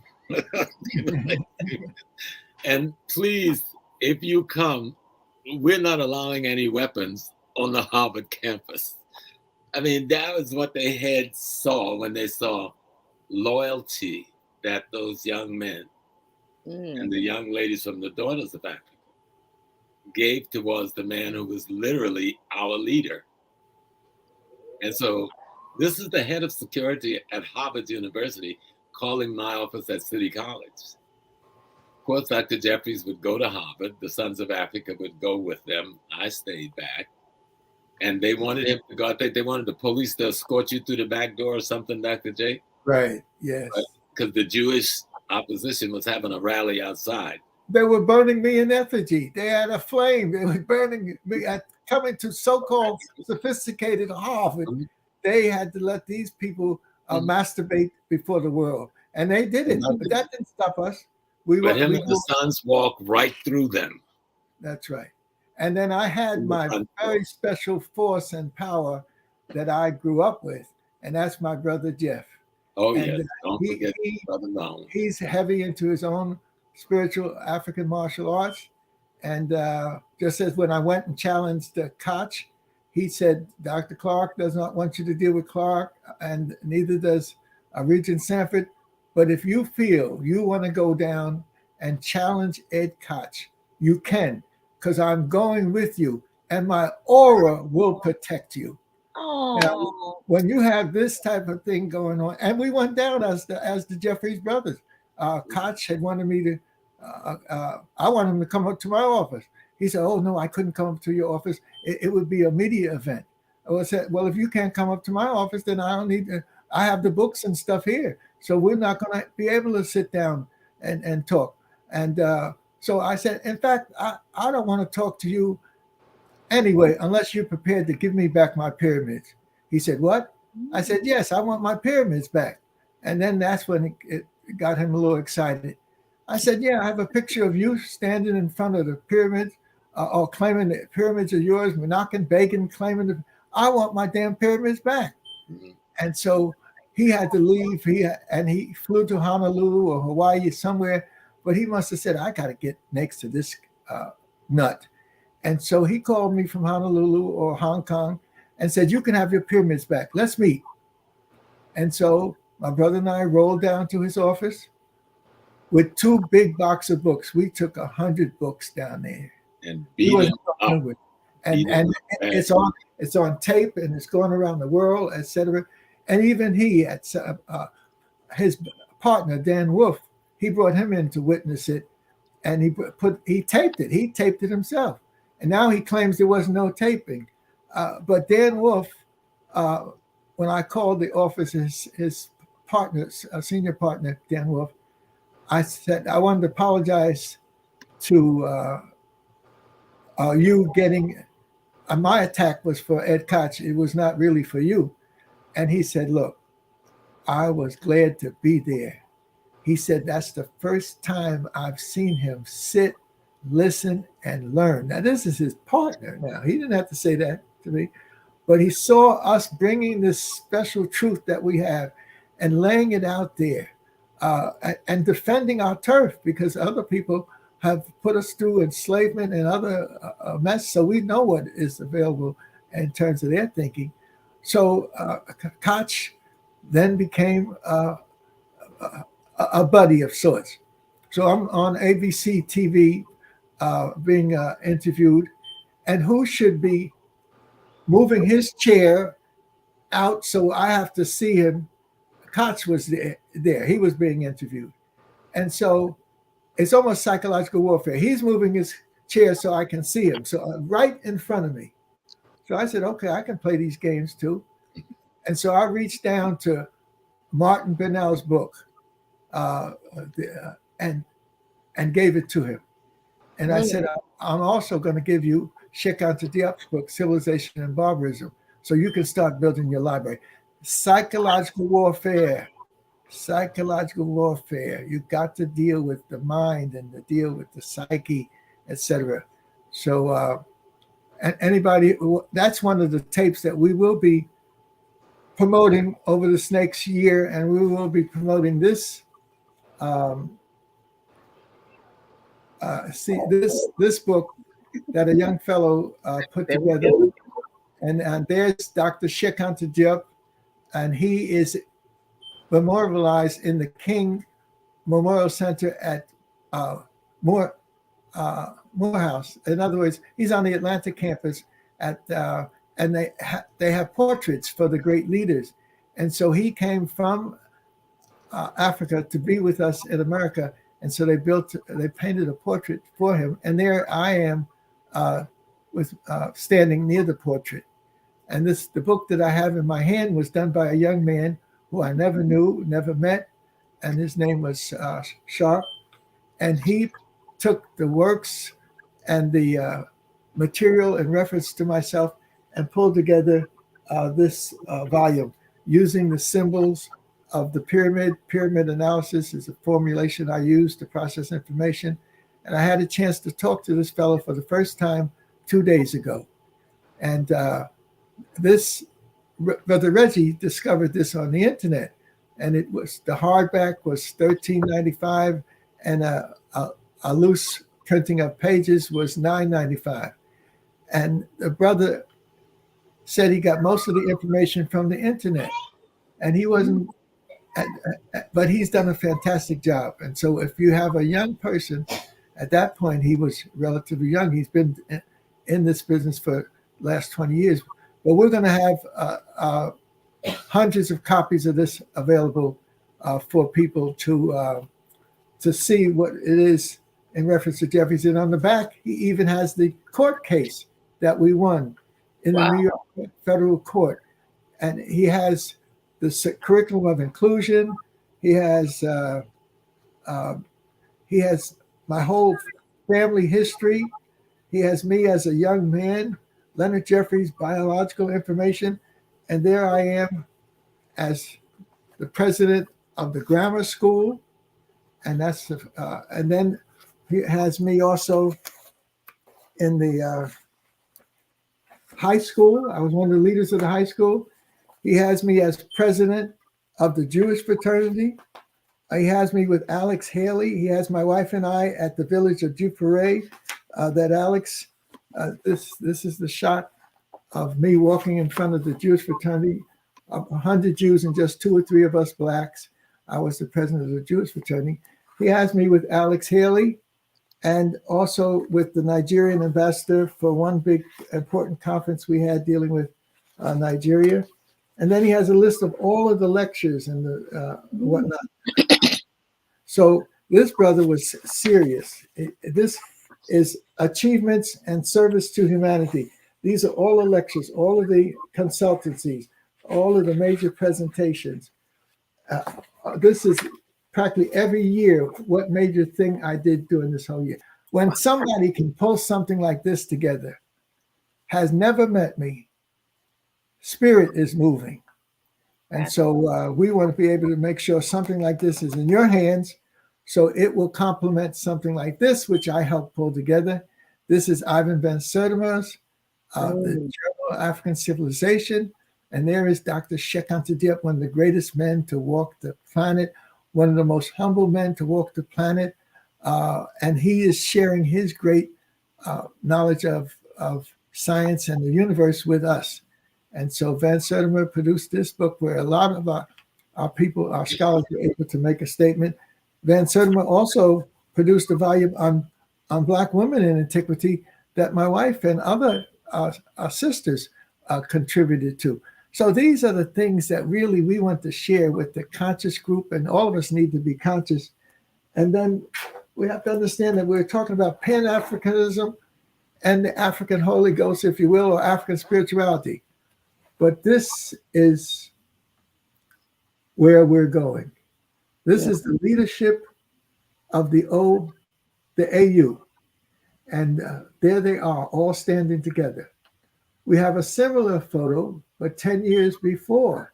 That was the leadership when they formed the OAU. And so there's a picture of Gamal Nasser, General Naguib, Houphouët Boigny, Sékou Touré, a picture of Ahmed Ben Bella, etc. And so the different stages of Africans getting together on a world basis, we've been a part of that mix. I was here. This is not something that I pulled out of a magazine. I was there when we met Emperor Haile Selassie 6 or 7 times at big meetings and activities. So, and these people like the Emperor Haile Selassie had a spiritual mission that they were able to carry out and stand before the Nazis and the fascists like the Italians who tried to destroy Ethiopia. And so this is the Pan-Africanism I'm talking about, Pan-Africanism or perish. Either we form unity economically, politically, culturally, spiritually. Otherwise, the insane peoples of the world are going to run over us. And so we're standing with these folks. And when you go to these meetings, they treat you with dignity. You're from Black America. Well, I'm from the Caribbean. I'm from Brazil, etc. So that's the unity that we're forging. It's not just a personal satisfaction for Professor Smalls or myself or my wife. It's putting together the cement to hold us as God's chosen. And so we got to get serious, brothers and sisters. Have a good time, but get serious and get this information in your hand. And who knows, you may be able to appreciate when we say Imhotep. We have a brother who's a radio man, Gary Bird. He took the name Imhotep as to be his current name. And then you have a brother who was with me, Professor Edward Scobie. And here he is, one of his books, The Global African Presence, by Edward Scobie, who was a good friend of Van Sertima and some of the others. But he came and stood by me. And James, you know, he was a big bulwark. He was tall, good looking, white hair. But he kept the Caribbean population that did not want to Africanize at bay. In other words, people from the Caribbean, a lot of them are just like Black Americans. I ain't African. Some people say, I ain't Black. You know, we say, unfortunately, you are, and it's going to be to your benefit to acknowledge it, etc. Absolutely. Scobie came and he stood with me as the deputy, and his teaching, he attracted all of the students from the Caribbean, and he Africanized them. It'd be 250 students in his class. That would be at 9 and 10. Then I would teach at 11 and then teach an evening class. So we really prefer. And then Brother Smalls came on teaching. Oh, but he's a fast learner. Brother Smalls will take a magazine or article, and before you know it, he's relating it to his work and going to Mecca, or his work with our great brother, Malcolm X, El Haj Malik El Shabazz. And then he works with the families. So when Betty Shabazz was left without her partner, people began to work with her, and she appreciated that. We were able to take Dr. Betty Shabazz to Ghana. At one point, James, you remember when she stood in for Minister Farrakhan, he could not speak, and Betty stood right in there and at the new memorial for Kwame Nkrumah. At another point, they had the 7th Pan-African Conference. I think it was in Uganda. I remember she, with the Malcolm name, they wanted to honor her, and they took her up into the mountains overlooking this beautiful city. And it was the dedication of a park to her husband, our great warrior. And then she had to worry about security, but when she saw the babies, when she saw children, she wasn't thinking about no security. She left her security and went to grab all of these hundreds of kids, and she just faded in with them, hugging them and whatnot. So that's the type of widow Betty Shabazz that we know, or even Mrs. Dr. Martin Luther King's widow. I went with her to Zimbabwe, and she represented us as a head of state. In other words, Zimbabwe, King is gone, but Zimbabwe used Mrs. Coretta Scott, who was on her way to the women's conference in China, and he honored her with a state dinner. She's not state, neither are we not state, but they had a state dinner for her and the African American community. So my partner in going was Ronald Walters, and so they had a Mercedes for all of us, taking us to the State House. And but Ron had to go to a men's room. Instead, he went upstairs to a hotel room instead of going on the first floor. So by the time he got back down, our car had come and gone. So we were trying to get another car. They said, these cars are designated. Your car has gone. So I said, I saw some cabs, and I said, well, do you think you all can take us? They said, mister, we can't get near the State House when there's a big event. So I said, well, if you can just get us near the State House, then we'll hoof it the rest of the way. And that's just what Ron and I did. Both of us pseudo athletes. We got in that little car. He got us near enough. He dropped us, and we hoofed it, got to the palace, knocked on the door, and they were wondering who that was making some noise outside. It was us trying to get in. And finally, they did open the door and asked us who we were. And we said, well, we're supposed to be in the reception area, but we missed our ride, and so they closed the door.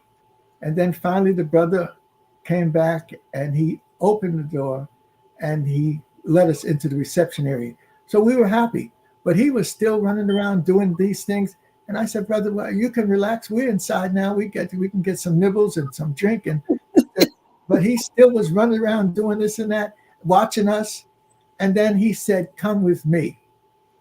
And he walked us into the main State House, up to the front. They had moved chairs for Ron and I to sit at the head table with Coretta Scott King, with Mugabe's wife. And she told us that evening, I had been on the TV and I'd given a presentation, and the Prime Minister Mugabe was pounding on his table. That's a teacher, that's a teacher, that's a teacher.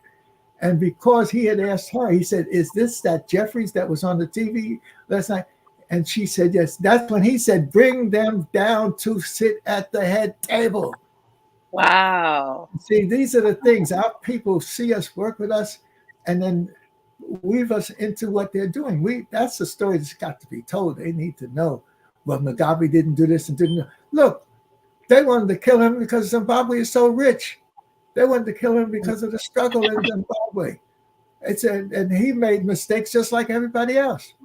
But he was he married this great wife. And so we have to see them. We see them as families. Miss Coretta Scott King was so glad to be a part of the Zimbabwe revolution. She chastised her oldest son, Marty III, who was with us, because he didn't have the camera. She said, we need to take pictures of us with these war memorial, with these Africans fighting for their liberation. And he had to go back to the hotel and get the camera. So these are the stories. And then I used to sit with him every night by the elevator and give him history lessons of Black history. He was eating it up. He was eating it up. And he said, I've got to get these books. So I said, I'll send them to you. So he said, don't send them to the King Center because, this is the African Revolutionary information. So he said, send it to the medical school. They set up a new medical school, and Dr. Finch was there. And so he said, send it to Dr. Finch, and I will get the material. These are the stories that are real, y'all. Get into the real world and feel it and let it ooze through your body and your bones and give you some new bones. Well, Dr. Jeffries, may I just say, there was one gentleman I know, you missed his name, but Jerry Kwabena Dinkra, who's the Ghanaian ambassador to Brooklyn, wished you a happy birthday, Brother Jerry. Yes, he was there. We were together at the activity they had dealing with the houses in Brooklyn that Joan Maynard and others, the Weeksville. Right. Yes. And the Chamber of Commerce meeting, I think, a month or so earlier. Right, yes. So we're a family, brothers and sisters. Put the negatives, bury them, lock them up in a closet, and then get on the African Super Express into eternity. I like that, the African Super Express into eternity. So listen, family. So Dennis, I'm gonna bring you out and bring one more person in, and then because we've been just sitting on a StreamYard, and honoring this great man right here, Dr. J. So you have some closing words, Imhotep? I just wanted to thank you, Dr. J, for defending the integrity of Africana studies for over 60 years. And I wanted to thank you for not being absorbed by mainstream academia. And I also like for you to commend you for not caving in after Auburn's speech, the Albany speech that you gave. And I also want to thank Dr. Professor James Smalls, because I've never met Dr. John Henry Clark in person, but when I met both of you in person, I can feel his spirit working through you. So I want to thank you, both of you, for being very accessible to us. And I wish you well. And I'm here to help you out in any way I can. But thank you for being very accessible to us and not giving in and caving in like many other Black intellectuals have done. Thank you, Madasi. Many, many thanks. Yes. Hey, Charles. Oh, wait, you got to turn your microphone. Is your microphone on? We can't hear you. 1 second. Okay. Can you hear me now? Yes. Yes, greetings. You were about to let Imhotep go. I said, no, leave him on. That's my homie. I know, I was like this. I was like, let me. I was like, you guys say your goodbyes, because I am kind of like hosting a show. We kind of have to, we've been on here for a minute. And family, I'm not going to stay on long because I'm actually in the middle of the Wadu phone call. Yes, I told and you know what, about Miss Alicia, but I know how it is with Dr. J.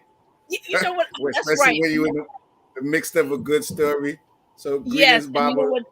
Yeah, so I'm so sorry, Dr. J. I know you had a phone call that you were supposed to be on at 9:30, but I mean, you were talking about the king. I mean, I can't just cut you off when you're talking about the king. Yeah, I heard it. So I said, well, I just told him that he's going to miss this call. But I hope that everybody is appreciative of the history the behind the scenes history that you've been getting from Baba James Small and Baba Dr. Jeffries. I'm extremely grateful. Both of them know how I feel about them. I'm glad that Dr. Jeffries has made it to 85, and I wish he could make it to another 85. But realistically, he's not.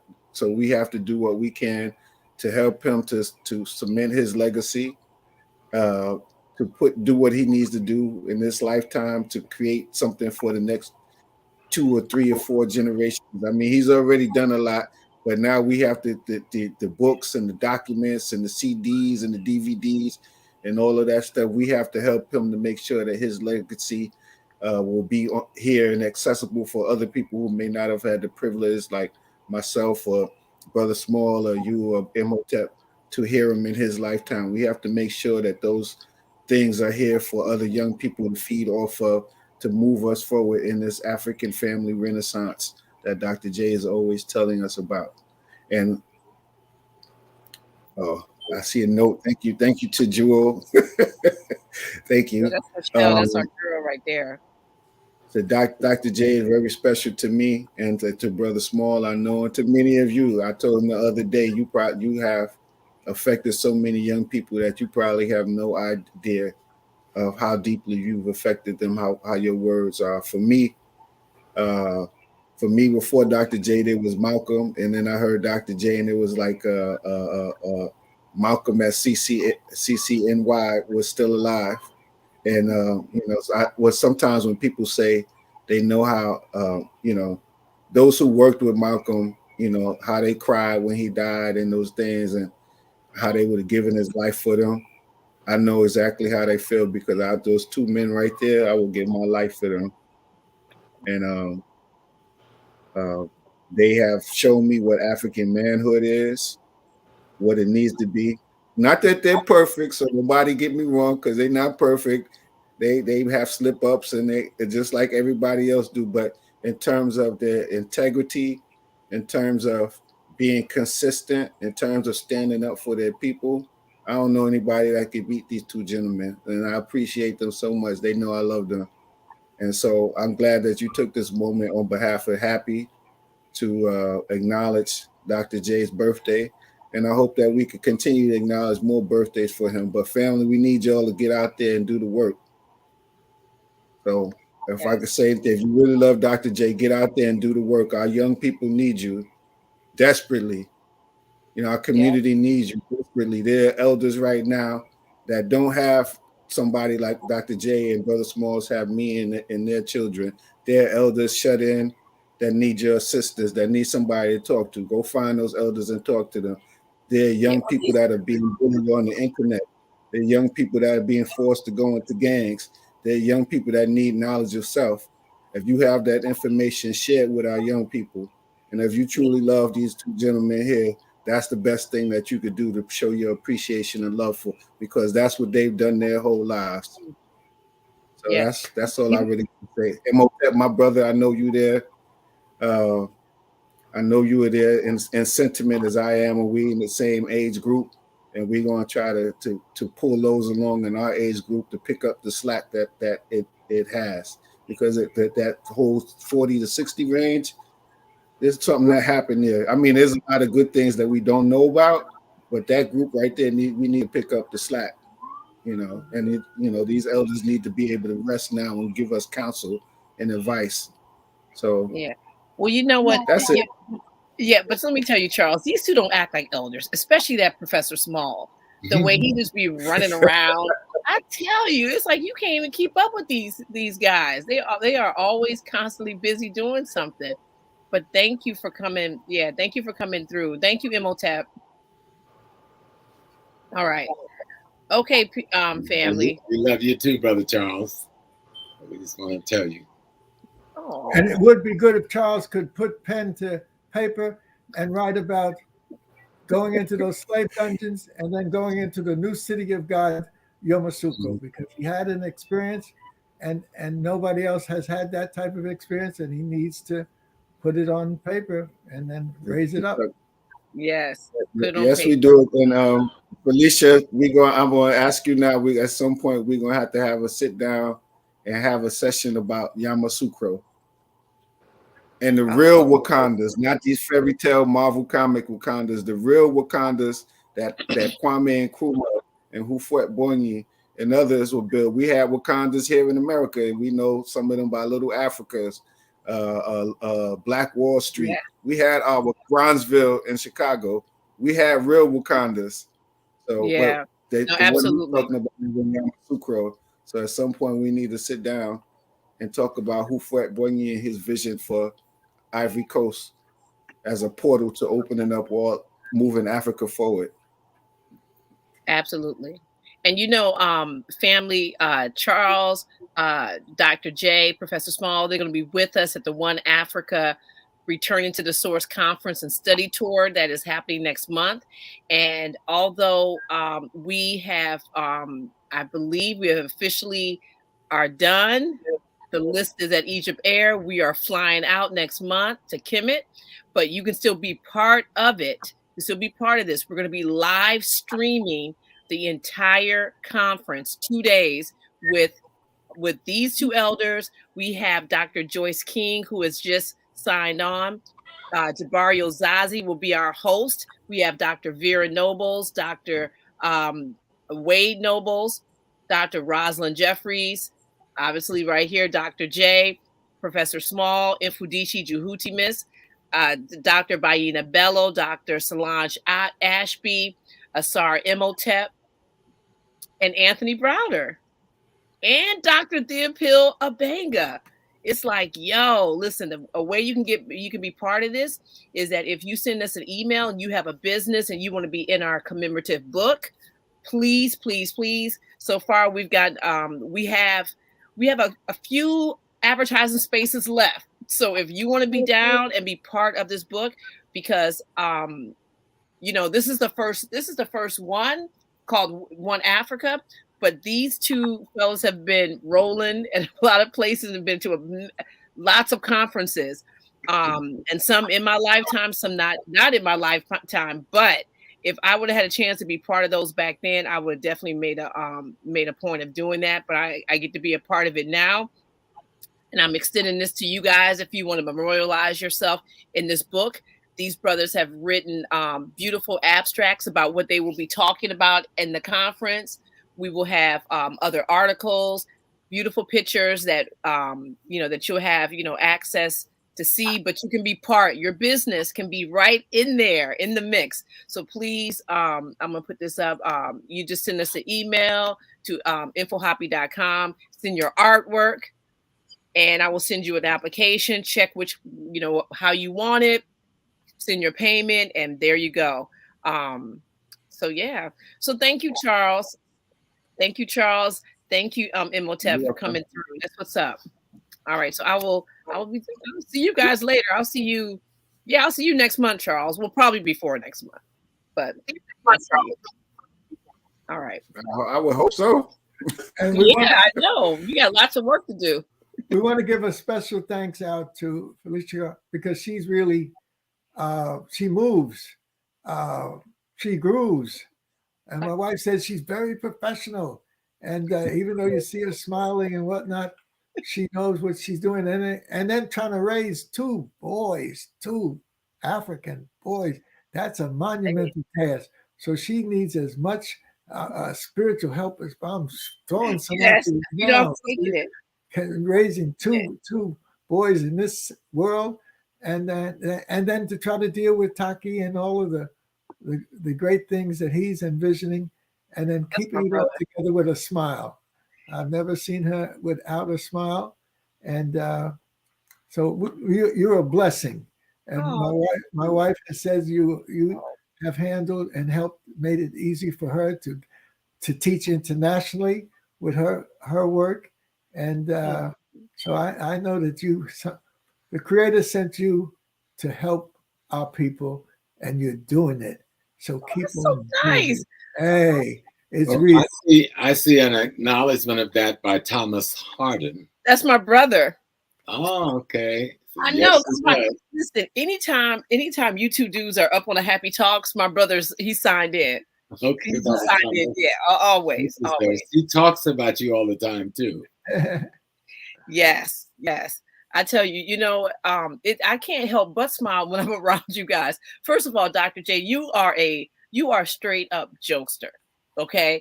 I remember the first time I met you, I was like, oh my God, okay, this is a scholar. I'm trying to be like, and you like cracking jokes. I was like, oh my God. I was like, okay. I was like, all right. And Professor Small, you're just my heart. Yeah, you have like 12 different personalities, and whenever somebody need one of them, it shows up. So I'm definitely thank you guys. he has an extended family. He has the grands and his children have kids and then he adopts people. I mean, he'll take them in. It's just an amazing. And so Yes. when I had my biological brother who's ready to give his life to protect me, and then you have coming out of the African struggle of Brother Smalls, then I've just been blessed to have brothers who are warrior kings, and then have our women who are Queen Mother Priestess. Hey, you can't lose with the stuff I use. Mm-hmm.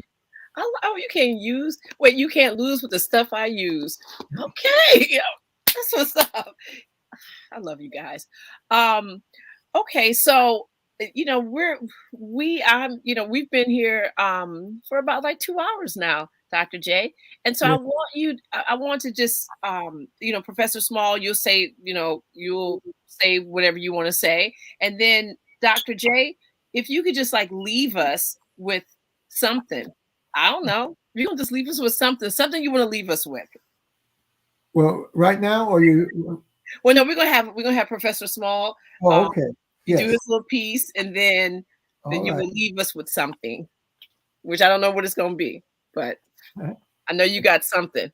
Yes. Go ahead, Professor. Well, I've said my little piece, but Dr. Jeffries he had a way of introducing people into different levels of things. I'd been to Egypt. I served in the U.S. Navy. I'd been all over the Mediterranean, Greece and Rome and Spain and Turkey. But Dr. Jeffries took me to West Africa. We went to Togo first. Yeah. And then he decided, I'm going to take you over to Ghana for the weekend to meet the chief priestess, Nana Fuasa. I must have had on some old beat up sneakers or something. And we were going to fly in the plane with her up to Kumasi. And she told me I couldn't go with what I had on my feet. So she called someone who came to the lobby of our hotel and made me a sandal. What? In the lobby. And then we got on the plane and flew to Kumasi. So to greet me, by the time we got to Kumasi, he had to make rice, collard greens, and fried chicken.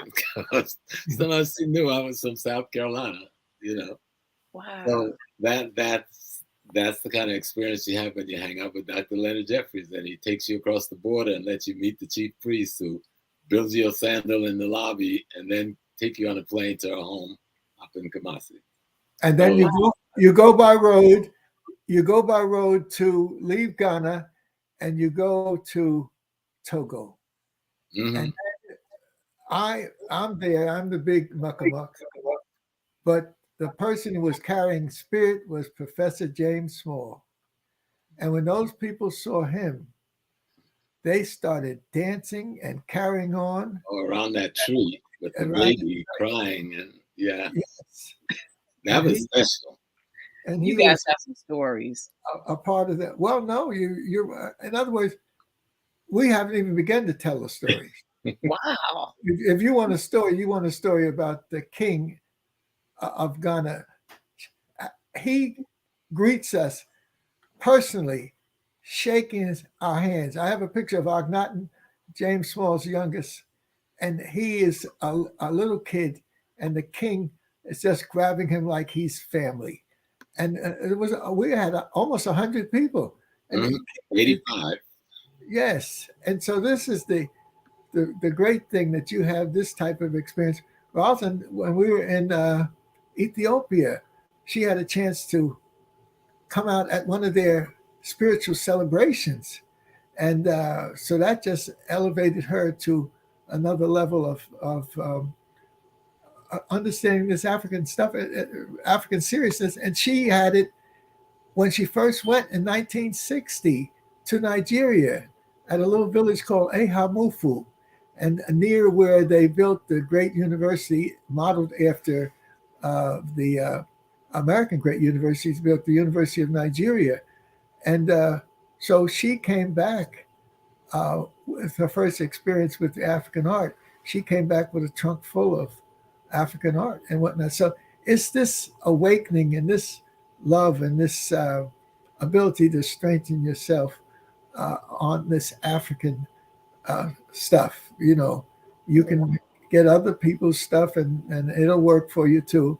But the African people's stuff was specially designed to work. And so I can just see now we had these parades in New York. You have the African American Day Parade. And so here we are, and it, Brother Smalls gets the Sons of Africa. And before you know it, as Professor Scobie, I give him one of my robes, and we're parading up 7th Avenue, kicking it. And then Reggie decides to go into some military formation. And so they're doing some military formation as they come up in the parade. And so the word goes back to Washington. They got some military something. They're doing something. So in other words, so we're into psychological warfare, and we're using it to max. Well, just let me drop this one in, Dr. Jeffries. We had been in Ghana doing something. I think that's when we were with Dr. Shabazz. I decided to stay back to rest for a week and get invited to the American Embassy for dinner. And so I went and had a friend of Dr. Jeffries, Ivy, went with me. And they brought me there to introduce the new people who were coming in to take over the Foreign Service staff, to point me out to them and Dr. Jeffries. Dr. Jeffries was gone, but he was there because I was there. And they said, we want you to meet the man behind Leonard Jeffries. And this is the man that commands his paramilitary force that they dared to bring into Africa. This is the head of the CIA in Ghana, right? Wow. Telling me at the table, you and your boy, Danny McGafferty.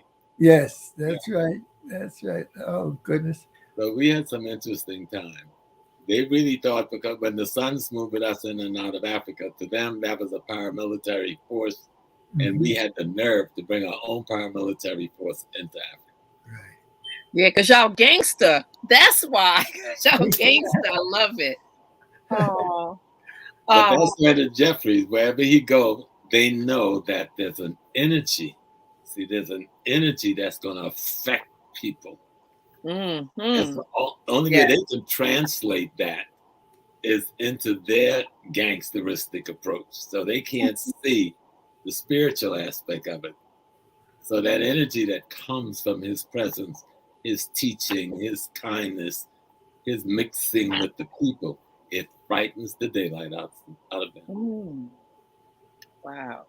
Yeah, you are very kind, Dr. J. You're a kind person. Well, you try to be as best you can. But see, you have to understand they're looking out and watching us. And but we have an obligation to relate to our people. So that Reverend Robinson, I don't know where I know where he went to Lincoln University. He became friends of Dr. Kwame Nkrumah. And then Nkrumah asked him to come to celebrate Ghana's independence. And so he did. And Nkrumah asked if he could figure out how to get African Americans, African Caribbean people to relate to Africa. So he set up the Operation Crossroads Africa program. So these great leaders were once children. And so they got a special education and a special experience. Agre of Africa helped to set the stage for Nkrumah. And Nkrumah, Agre of Africa, he went to South Carolina and he got his African experience there and married an African-American woman. And so he went back to Ghana and planted the seed that eventually nourished Kwame Nkrumah. So we really have to see this connection that we have and take it to another level, that people who think that they are lost or down and out need to plug into some of this important material. You know, the brother who was from South Carolina, John Kennard, he got married November the 14th with his beautiful wife, and we got married 2 weeks later. Dr. Robinson saw the two of us, two black youngsters, melanized youngsters. We couldn't pass for no, and he gave us the responsibility of moving through 40 African countries. John handled 20 or so in East Africa, North Africa, all the way down to South Africa. I handled 20 and so in West Africa, from Morocco down to Senegal, Guinea, Mali, Ivory Coast, all the way down to Nigeria and the Cameroons and beyond. So to give these young black youngsters this responsibility at these times of CIA wars and whatnot, it was an extraordinary thing. And we put that suit of armor on like it was what we were supposed to do. And luckily, the youngsters that are associated with us have done the same thing. James Paul's children and those that he are touching do the same thing. My brothers, youngsters, Hakeem and Hassan.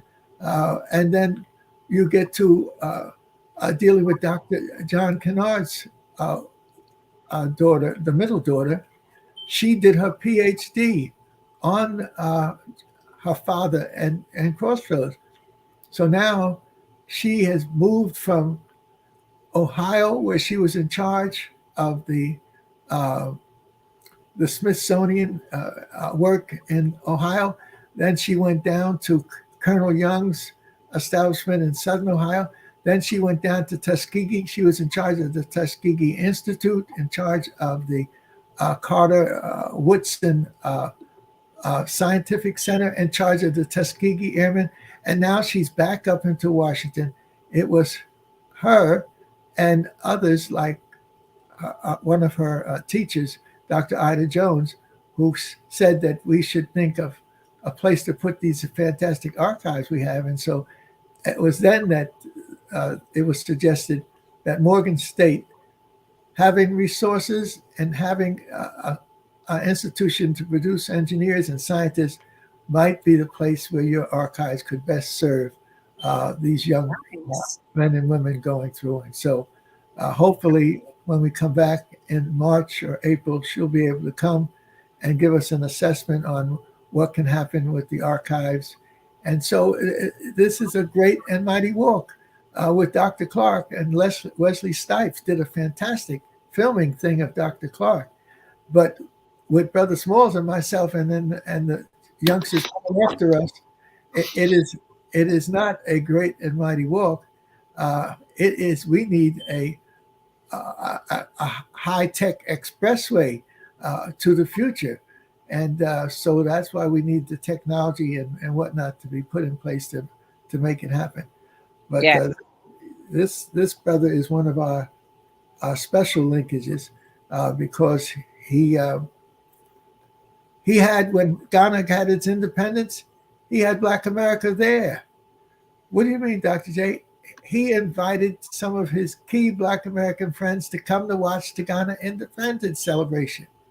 So who was there?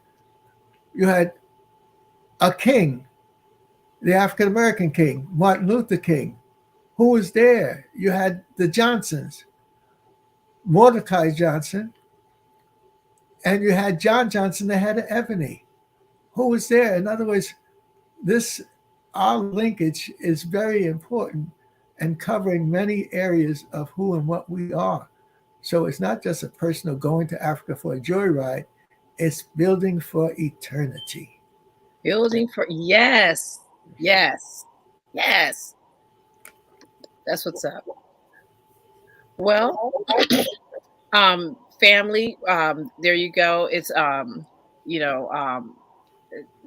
this, Dr. J, thank you for just giving up your time to hang out with us here at Little Happy Talks. And I'm giving you a shout out by Taki. That's the hardest working man in entertainment right now. I tell you, this guy is always working. But I'm sending peace and love from him to you. Just thank you so much for coming on. And I want to just thank everybody in the chat that said really nice things. And I've been trying to get them up as fast as I can.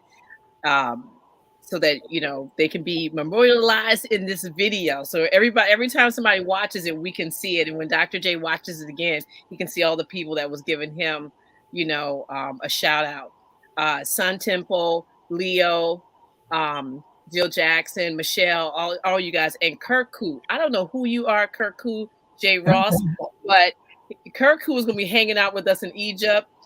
That is what they've been saying in this chat. They can't wait to meet you guys. I can't wait to meet whoever Kirk Koo is, because that person's getting it in over here in the chat. Khadijah, you know, of course, Brian, all of our crew. We were looking for King Simon. He said he had came on earlier. He did. Yeah. And I was trying to get a link to him, but I couldn't get through on his phone. And so that would have been icing on the cake. King Simon. Yeah, he loves Dr. J. There's a shout out that needs to be made also. We've had a lot of friends that we've made and professionally, and this struggle for African dignity. And one of the young ladies, she had Charles pick up some nutrients for my birthday. And her name is, she just rings a bell for us because she does the right thing. And she sent over a birthday cake so that we wanted to share it with you all, but we won't be able to because we can't produce that miracle. So that means I'm going to have to eat the whole birthday cake. You know about that? Marion Gunthrow, she has traveled with us.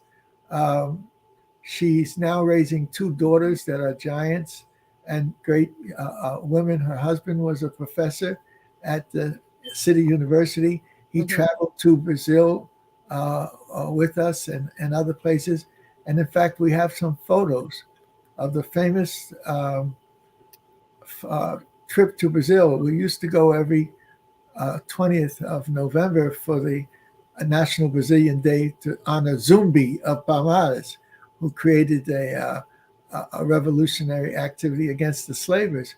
And so one year we were going, and somehow we flew up to Maceió, and you take the train to the foot of the mountains, and then you take a bus up the mountains. So I flew up, and but I felt nervous because I said, this bus ain't gonna make it up this hill.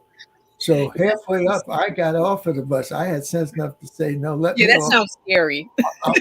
I'm gonna walk up the rest of the way. So for the next 2 or 3 hours, half the bus got off with me, and we walked up to the top of the mountain. That's right. And then when we got there, 12 or so women, some of the most African women you can imagine, dressed in white. And they saw me coming up the mountain. Dr. Anderson Thompson actually filmed it, but we may never get the film.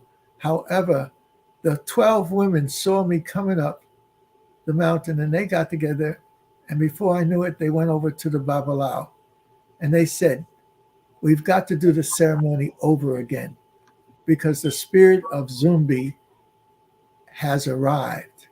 Wow. And they actually got together, they did the ceremony over again, and then they gave me the Ogun beads, God of war, protection.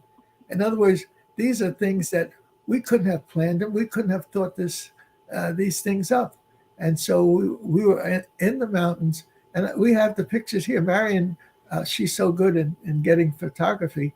So she's actually sent many photos. I didn't even open them. I had to wait and open them at a special time because I know there's going to be tears of joy. And then people, and I don't even want you all to see me with a tear coming out of my eye. But we also went up the mountains one year with the Black woman who fought against the racism in Brazil, Benedita de Souza. I have a book that she wrote about her struggle. She ran for the mayor of Rio, and they pictured her in the newspapers as a monkey and whatnot. She did not get that. She did not get the mayorship. However, she stayed the course. And before long, she became the governor of Rio province. Wow. At one point, I had a chance to, and she was talking, when I first met her, she wanted to figure out how can they bring the Malcolm X movie to Brazil. This is the type of consciousness she had. And the great thing was, because the black folks were rising in Brazil so strongly, she became the governor. Pele, the greatest football player in history, he became the Minister of Youth and Culture. And so I had a chance to go with them up to the mountains.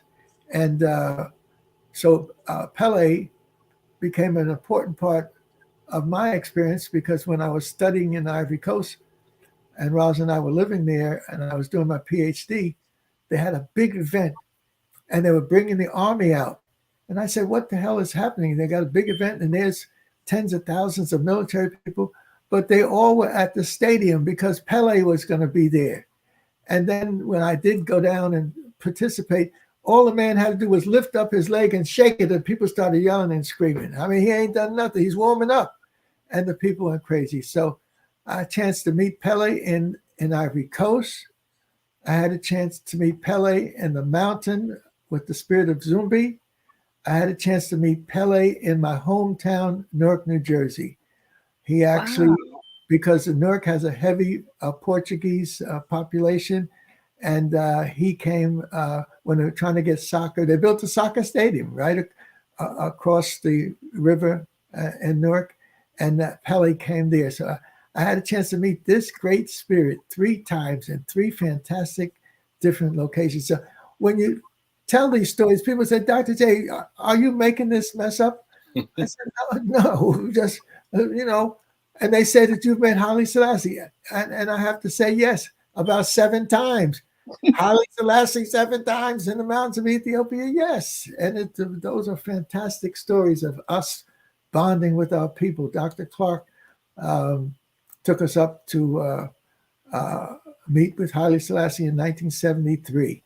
And we took 25 or 30 people to fight the African Studies Association. These are white folks studying Africa, and CIA and other people studying Africa. So we set up, since they rejected us, we set up our own African Heritage Studies Association. And we just had a celebration of that organization.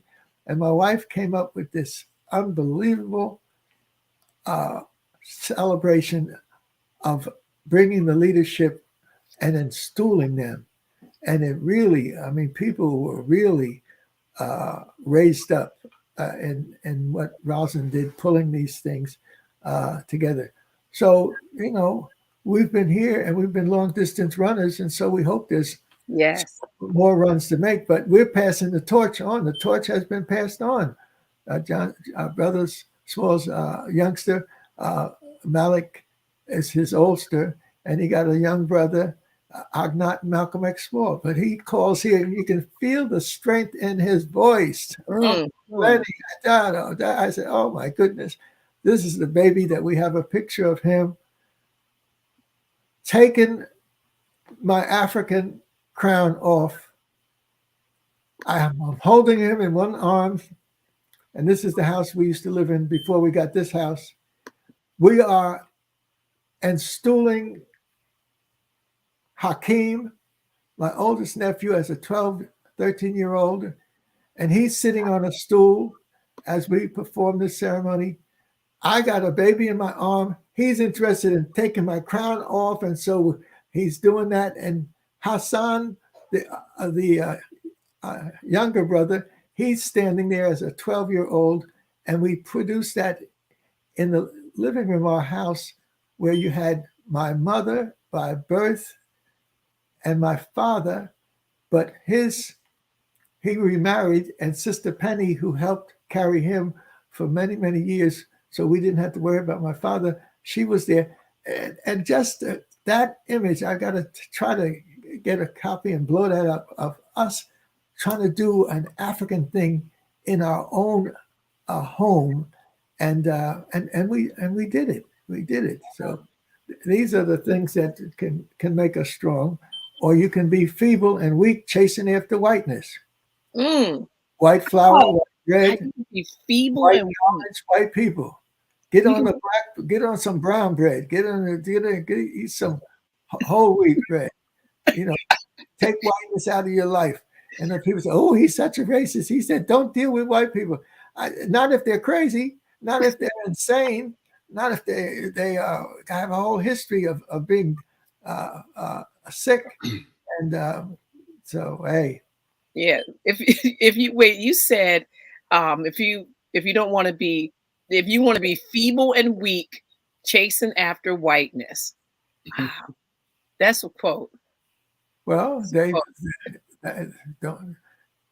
there's a history that can be gone with that. And absolutely. It's not just Jeffries blowing in the wind. You're African. You're supposed to bond with African peoples. You're supposed to deal with African values. You don't tell the Italians to be Frenchmen. You don't tell the Frenchmen to be Englishmen. So African is a global population around the world, coming in all shades, all contexts. They're tall Watusi warriors. They are small Dogon people living in their context, and all of it is so magnificent. You know, yes, magnificent. Yes. Okay, fam. Well, thank you again. Thank you, Professor, for coming through. You're welcome, my dear. Always nice to see you. I will be talking to you later. Yes, ma'am. Yes. So peace and blessings, everyone. It's always an honor, Doc. Enjoy your birth year. Hey, yes, that's right. We're going to be celebrating for the rest of the year and having fun doing it. Yeah. Peace and blessings, Madasi, sister. Yep. Madasi. All right. Peace. All right. All right, Dr. J. I'm going to everyone, there's this Cash App. Y'all need to be 85, you know. I'm just saying. Oh, that's what we used to do every year for every year $1. You know, but every year $1. Exactly. But the American dollar has shrunk. It ain't as powerful. So they need to put a couple of dollars for every year, a couple of dollars. Don't let them get away with one little dollar. For inflation, right? But so yes, the African Renaissance is real and it is here. And this is the document that was produced at the inauguration when we took 350 people from America. This is the rise of the African family. And it's not rising for greed or for control. It's rising to restore us to our balance in the universe. And so it was conceived by African leaders, and it was built by the Koreans because they do this monumental building. But it was designed to see the African male rise, holding up up to the Creator, the child from the sacred womb of his wife. And there he is leaning on his wife and holding the child up to the creation. And inside that rock is a library, science center, the work of Cheikh Anta Diop. My wife had a chance to go, and they put up tents with the history and the books and whatnot. And his European wife, who was very wonderful, Mays, she stood by his shoulder. She was a scientist herself, and they had 4 or 5 boys that all have become science. So that her oldest son, Mbaki, was helping her put this exhibit together, and eventually the exhibit of the great works of our people, including Cheikh Anta Diop, have been put inside this monument. Yeah. So right here you can see where hundreds of children can sit on the steps going up to the monument. And then you can go inside, and they have places where research, theaters, a museum. And then you take an elevator 16 stories up through the powerful thighs of the Black man, on past his wife, who's there as a rock, and then up to raising the child up. And so this is the largest monument of its kind, larger than Jesus the Redeemer overlooking Rio de Janeiro, larger than the Statue of Liberty. But it's a much more meaningful symbol of consciousness and spirituality than most. It's not a war, not a battle. It's the rising into consciousness of the family. And thousands of children can sit on those steps and be a Yeah. part of the activities that go on. And Yes. so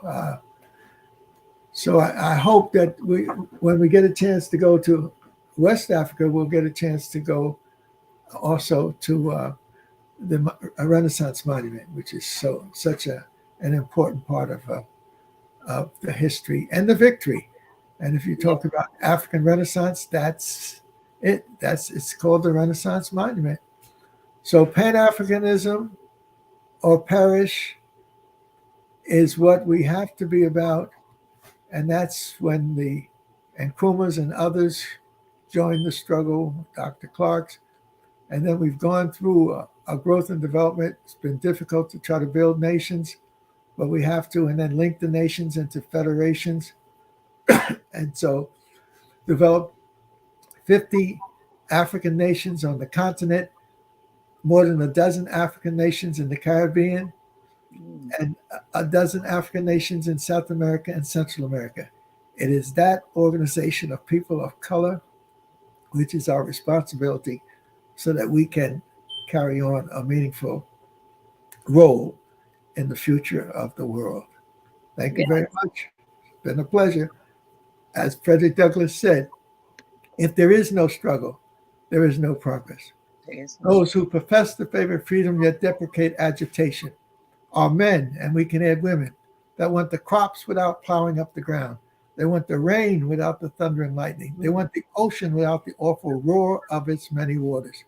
This struggle may be a moral one, it may be a political one, but it must be a struggle.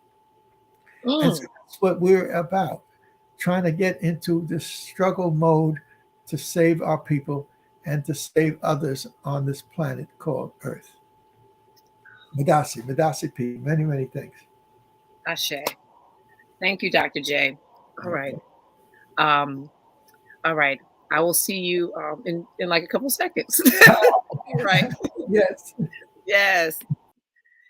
You know, I always joke, Dr. J, because when I get to sit in his office, I feel so stately with all the books. It's like, yes, it's like, you know, it's so beautiful. So thank you, family, for staying with us. Phoenix, Kirku, I hope your wife gets better quick. And thank you for working, being by her side and working her out with those exercises. That's very, very important, so thank you for that. Makita, LL, thank you. It's so nice. Very, very nice. And Elvin and Mitchell Guest. So like I said, guys, if you want to be part of the commemorative book, you want your, if you don't even have to, if you don't have a business, you can actually just put like a picture of you in there, or a picture of your kids, or a picture of your family, and take out space. It helps us to be able to pay for the book, and so that everyone can be able to get a copy. But please, family, you can just hit us up at info.hapifilm@gmail. And also, please make sure that you guys are part of the newsletter. If you are not tapped in, just go to hapifilm.com and get everything you need right there. Sign up for the newsletter. You can get gear. I have my HAPI Compass shirt on.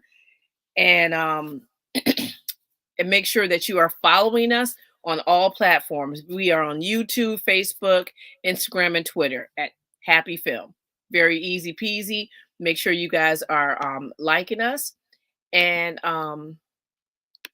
yeah, I think that's it. Yes, that hoodie, that was that hoodie that I see somebody asking about, the hoodie that Professor Small had on. That was limited edition, and there's no more left. So we're gonna come back with something different. So stay tuned. And Akil, thank you. You've been all up in the chat as well tonight. So thank you guys for just tuning in. Yeah, thank you. Peace and blessings, and have a good night.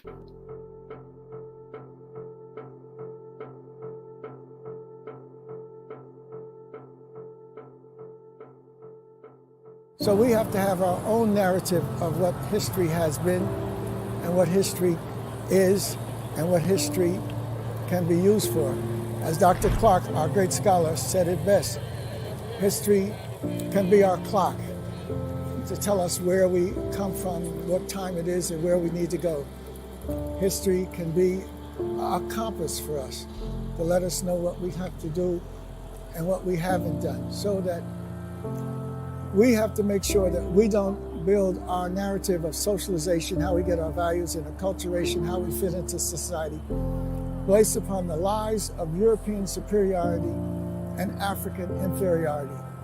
But we have to understand that we have suffered through a process of dehumanization, but our resilience and our strength has allowed us to rise. And we can say, as Maya Angelou said, "And still I rise." And African symbols of rebirth and resurrection, even after death and destruction, show that the Africans built into their culture a consciousness that out of death and destruction can come new life. And this is what is the lesson of HAPI, that there is resilience in the ecological systems of the earth, there's resilience in the human family on earth, and there's resilience in the mysteries of the universe, in the divine order of the universe that is not fully understood. But it all represents a chance to bring out of death and destruction new life, and to do as the Africans understood they were doing, build for eternity.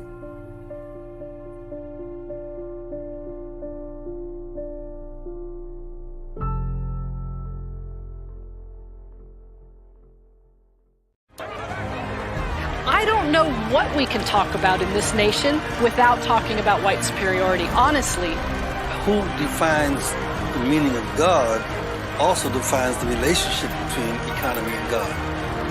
African Americans spent $1.3 trillion last year, making us the 16th wealthiest nation in the world. Why have we not turned those riches into wealth to develop our community?